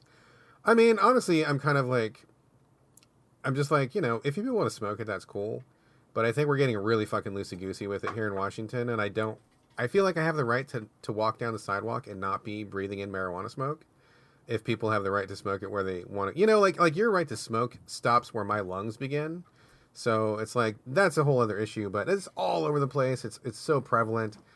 I mean, literally, the people that I see are constantly just like smoking and smoking. I'm just like, oh God, whatever. I mean, people want to smoke it, great, but I'm just like, I'm kind of over the whole thing. But I will say in your favor, anecdotally, with the people that we see, if you are only just now starting to smoke, you're probably not going to become a regular user of it. It seems like you have to kind of use it in your teen years. Yeah, and I was not planning on becoming a regular user. It didn't sound like it. But just like statistically or anecdotally, I guess, those are two totally different things. And I realize that, people, so you don't have to email me with that. I know that that's two separate things. But it's like not even 9 o'clock in the morning. My brain's not quite working. But yeah, you're probably not going to use that much. It's probably not going to be as appealing to you as if you had started when you were like 14 or something like that. So, I mean, maybe, it's very possible that your cumulative sum total of experiences will be quite different than if you had started this, 15 years ago. So I don't know. It's crazy. That is a crazy story, man. That is a crazy story. Yeah. Look at me now. I'm all grown up, and like I went to lunch or brunch with Patrick yesterday, and we like sat down, and the server brought our food, and I looked at Patrick, and I was like, I smoked weed for the first time yesterday, and he was like, what? Look at how grown up you are. Because Patrick has only smoked like twice, and it was like in college, so we're pretty far removed from that. So neither of us are like into that, but I feel like weed is probably one of those things that it'll be like, okay, maybe like once or twice a year I'll do it, like when a friend is in town, kind of like the perfect situation of like Matt being in town and that kind of thing. But it's not like, I'm not going to like seek it out every weekend. I'll just stick to drinking beer for that. Well, if you started drinking a while ago and now you've done weed, so in another 10 years, when you hit 40, what is it? Like, it's heroin? It'll be cocaine at 40. It'll be heroin at 50.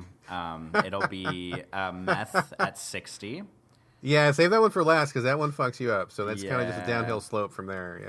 Yeah, maybe LSD somewhere in there. When you're in deathbed, someone can stick a shroom up your nose and just send you off in a good way or something. Who knows? Oh, yeah, that would be fun. Yep, that's the path, I believe, the official path. Well, that is, you were correct, sir. You were 100% correct. That was some banter-ass banter. Holy shit. Yeah, our so video games are exclusive. You heard it here first. People are in for a wild ride, this banter. I love it, too, because, like, I feel like the United States as a whole is in such a place where I could probably tell, like, 50 people, like, oh, I smoked weed for the first time, and they'd be like, yeah, so fucking what? Like, who cares? Like, I act like it's some, like weed was just invented, like, a week ago, and I'm like, oh, my God, you guys, I just smoked weed for the first time, and everybody's like, yeah, we've been doing this for, like, 10 years. Like, who fucking cares? Go away. Like, that's also how I feel about this, so we'll see. We shall see.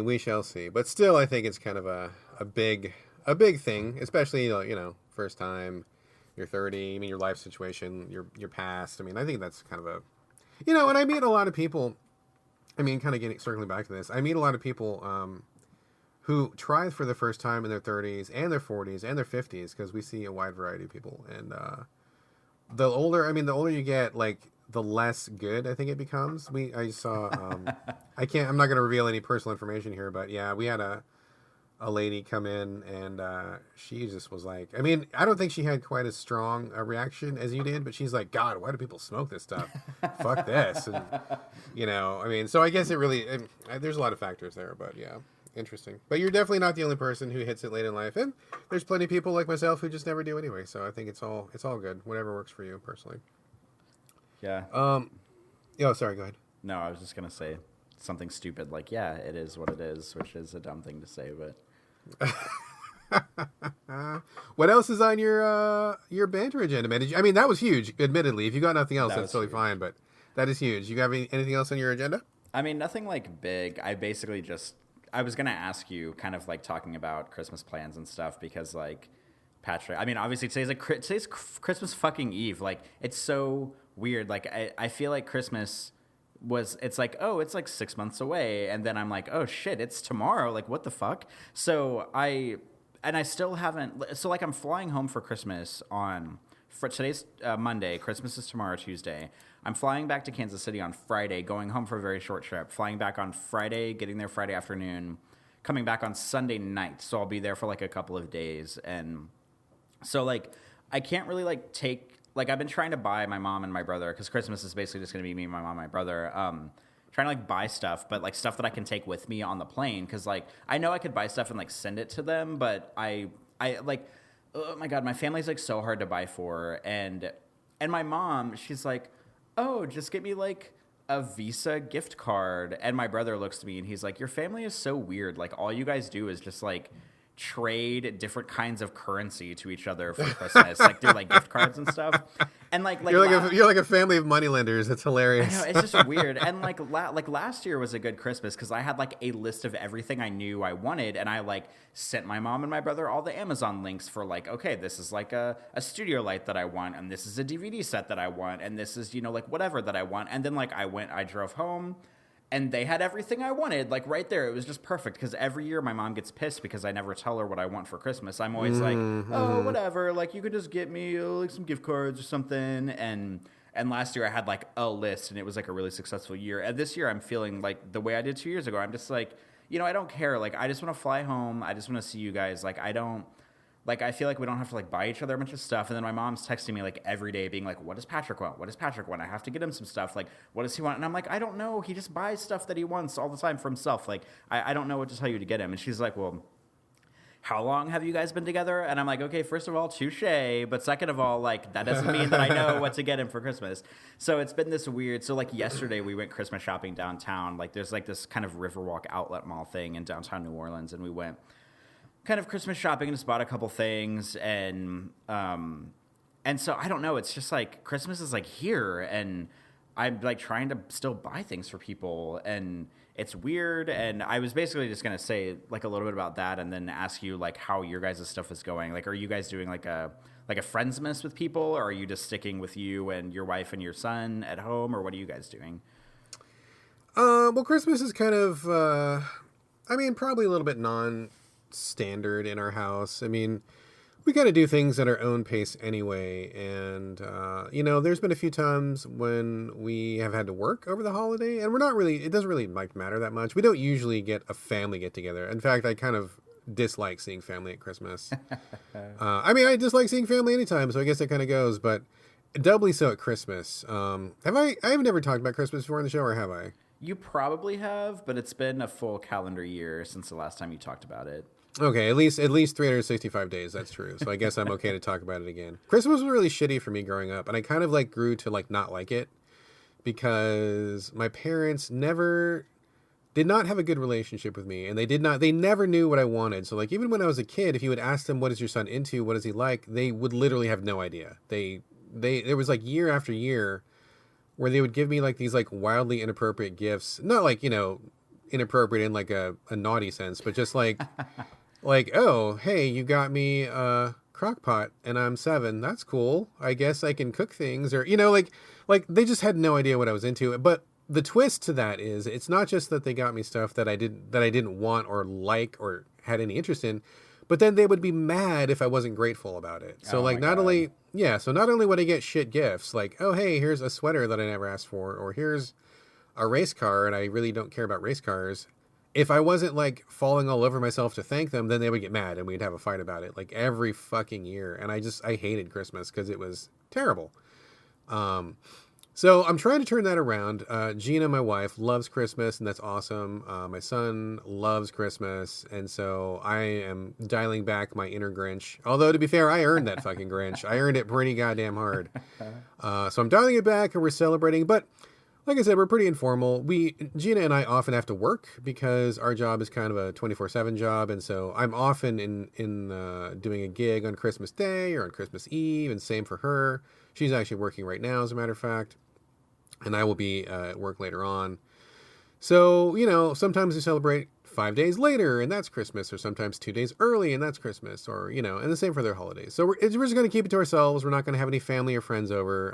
Number one, because I just don't enjoy that really. But number two, because there's no way of predicting that we would actually be able to, be there if people came over, and it would just be really hard to coordinate and stuff. So, Gina and I don't really get each other anything for Christmas because we kind of just, I mean, kind of like Patrick, like, if there's something we want, we kind of just get it at any point and just, we don't wait for like our birthday or Christmas to get a thing. Like, we'll just get a thing if we want a thing. And so we're not real big on consumerism or stuff anyway. And so it's usually a game or something, or, I don't know, go out to eat at a fancier restaurant than normal or something. And that's kind of it. But yeah, we got the kid some stuff. He got to open one present on Christmas Eve, which is today right now. So he opened one thing already, and he was real excited about that. And we'll do some more tomorrow. And it'll just be real chill and laid back and nothing huge. We got a little tree. I talked about going to chop and vibrate the tree a couple shows ago, so we did that. And that it's pretty low key. It's pretty low key. Nothing major. All right. I'm sorry to hear about your shitty family Christmas life growing up. It was kind of terrible. It was kind of terrible. My parents really fucking sucked in a lot of ways, and that was definitely one of them. So thank you for instilling me with a deep hatred for Christmas, Mom and Dad. Oh, my God. My family are great therapists, though. I'm definitely getting over it, and I don't hate it nearly as much as I used to, so that's good. But, oh, man. Anyway, what else you got, man? You got anything else? I don't think so. Pretty much my groundbreaking drug news and minor Christmas news is about it. Right on. What do I got? I started reading a comic book. I mentioned taking my son to the library a couple of episodes ago, so we went and got a bunch of graphic novels at the library, and I was reading Ms. Marvel, which is... Are you familiar with Ms. Marvel at all? I'm not. So I'm not super familiar with her, but I had heard of her and I know of her. But she is a Muslim superhero. She is a teenage girl who I'm pretty sure is a Muslim. I'm reading a comic that's like halfway through the series, so they haven't really gone into it specifically, and I'm kind of just making assumptions. So hopefully I'm not incorrect about that. But she, I believe, is a Muslim, and she is an Inhuman, which is kind of like the off-brand X-Men in the Marvel Universe. And she can be, it looks like she can be stretchy, and she can also make her hands, or I guess she can make her body different sizes, because she punches people with like really, really big fists, and then they get small again when she's not punching people. So I don't quite understand exactly what her powers are, but I started reading this because it was, on the shelf at the library, and I had heard about her. And I have to say, it's been really excellent. The writing has been like basically outstanding so far. I don't have it in front of me, so I can't tell you the name of the writer, but I had heard this was a good series to read, and I'm always interested in people diversifying and opening it up to people of other colors and races and religions, and not every superhero comic has to be about a white person who's a Christian, which is 100% true and correct. And it's really good because not only is the writing just really good. Oh, okay.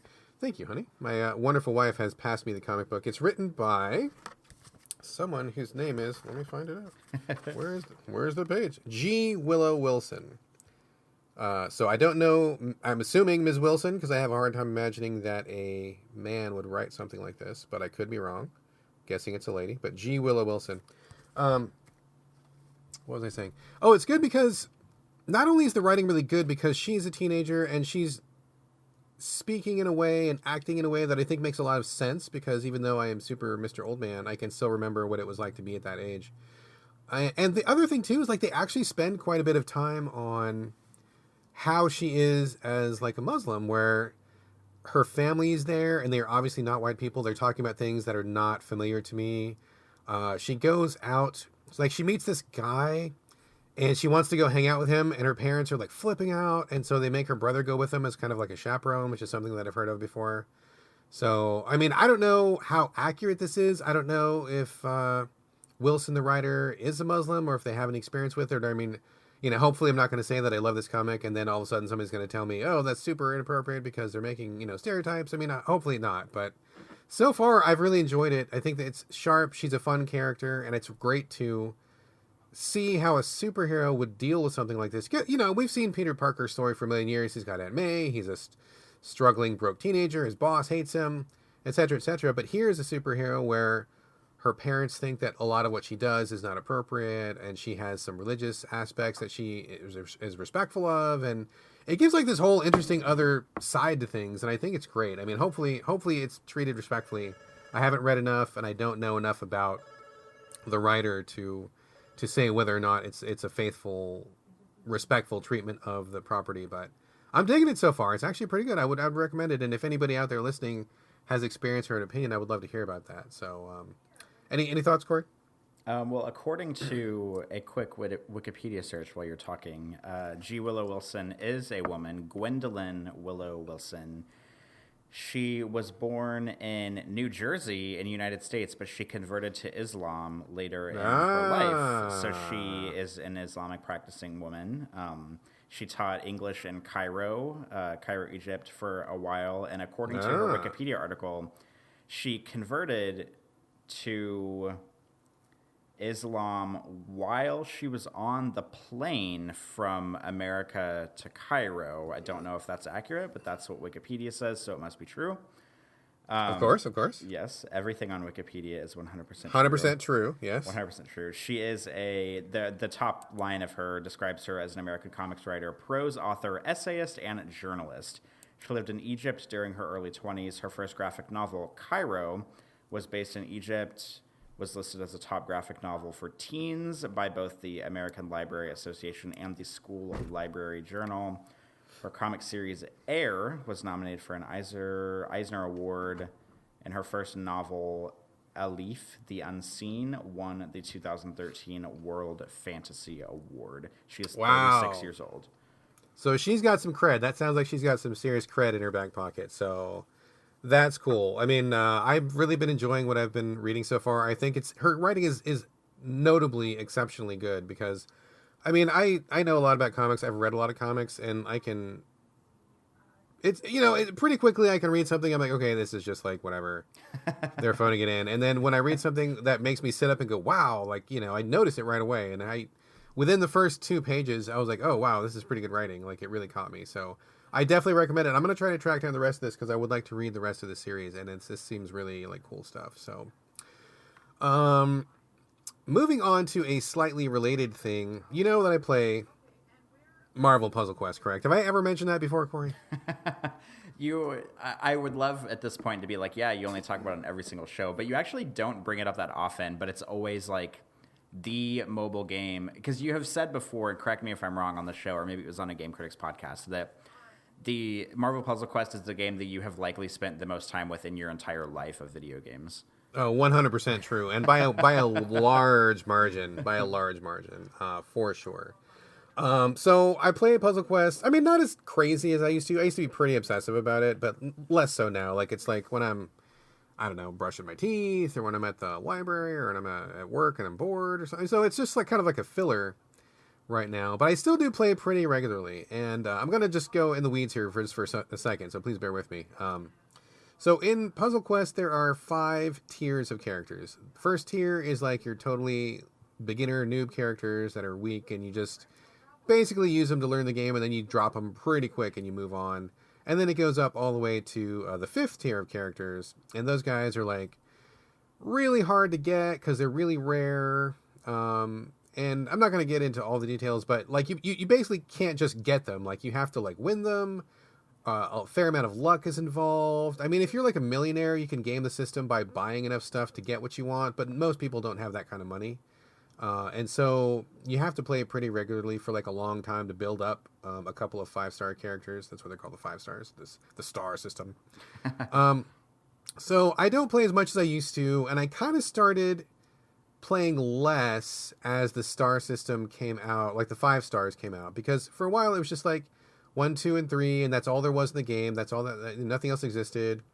Then a couple years later, they introduced like the 4 stars, and everybody's like, "Oh, whoa, these guys are strong." And it gave you something to chase, right? Like, it gave you a reason to keep playing because you wanted the best characters, and if you got those, then you would win more.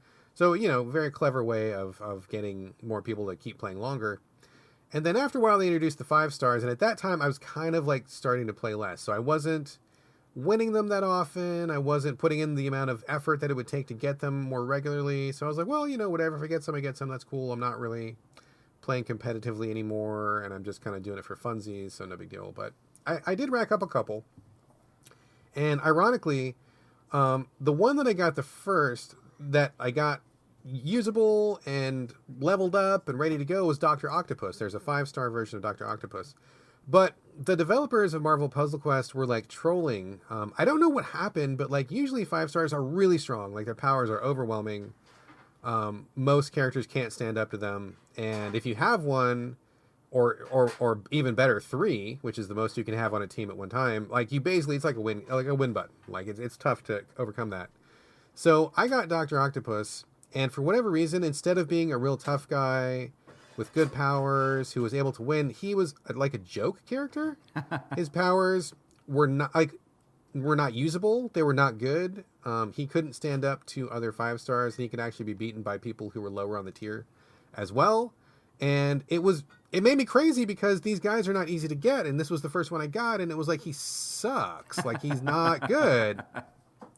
Really, really sucky. And I didn't understand why they would do this, because they've kind of done joke characters before, but usually they're not the hard to get ones, and usually it's just like, oh, lols, whatever, ha ha ha, that's fun. A fun reference to something, or... but at least they're usable. But Doc Ock was not usable. Like, he was just like a serious joke. So I was really kind of burned by that because, with all the time and effort and how long... it took me like probably 2.5 years to get him. Like, all the way usable and stuff. That's like a serious time commitment. That's not a weekend kind of thing. So anyway, long story short, I had Dr. Octopus, not usable, bitter about it. He was a joke. And then last week, the developers finally got around to fixing him. And in Marvel Puzzle Quest, they can download a patch that totally changes people around. They can change their strength. They can change their powers. They can do anything they want to. And, they'll rebalance the game every so often based on feedback. And the feedback on Doc Ock must have been overwhelming because they basically changed him into an all-new character. So they took away his shitty joke powers, and they gave him actually decent powers. They made him stronger, and now he's actually usable. And so now I'm like, hooray, I've got a 5-star that I actually use, and he's not a piece of shit anymore, and I'm really happy because it was really kind of insulting that I would go to all that effort and I got somebody that I couldn't even use. So sorry if that was too much inside baseball, but I was really excited that, after 2.5 years of trying to get something that I could use in the 5-star tier, they patched it in and fixed him, and they realized it was really shitty of them to do something like that. So... number 1, cheers to Marvel Puzzle Quest for releasing a joke character in the first place. And number 2, thank you to Marvel Puzzle Quest for fixing him, because now he's not a joke character anymore. This, in a weird way, reminds me of in the first, well, not the first, but like the reboot of Ninja Gaiden on Xbox, when you could buy the wooden sword that like wouldn't even cut enemies, and it's just like a kind of like a build. It's like a practice sword in the game. But you can upgrade it like 10 times if you end up getting enough money over the course of the game. And I haven't done it before, but allegedly if you like level it all the way up, it becomes this like super master, like undefeatable, like incredibly lethal sword. But you just have to like get it kind of, you have to like buy it. It's really cheap as a joke first, and it's like not really that effective. But if you like really put the time and energy and money into leveling it up, then it becomes like this all powerful sword. That's like the only thing. That's what I thought of immediately whenever you started talking about this, even though it's not really the same thing, but it's like kind of similar.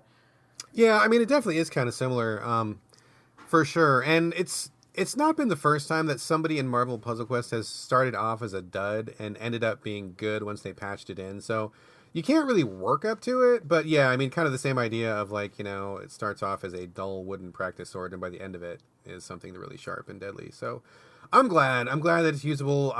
I didn't realize they were going to change him, so when I logged into the game and I looked at him, I'm like, oh, what's this? It's totally new, like a brand new surprise. And it was a very pleasant surprise, so I'm glad that they fixed that mistake, and hopefully they will not do that again, because that was pretty egregious. Like, it wasn't even just a question of, oh, we made him a little bit too weak, or maybe the power doesn't quite work like we thought it would. It was like, this guy's a fucking joke. He doesn't do anything. It's just, that's really shitty. Anyway, that's kind of all I've got this week. I don't have a whole lot of banter, just kind of been living life, I guess. So I got nothing else. You got anything else?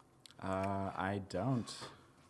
All right, man. I say we call it quits here and start talking about some games. I can get behind that idea. Let's do it.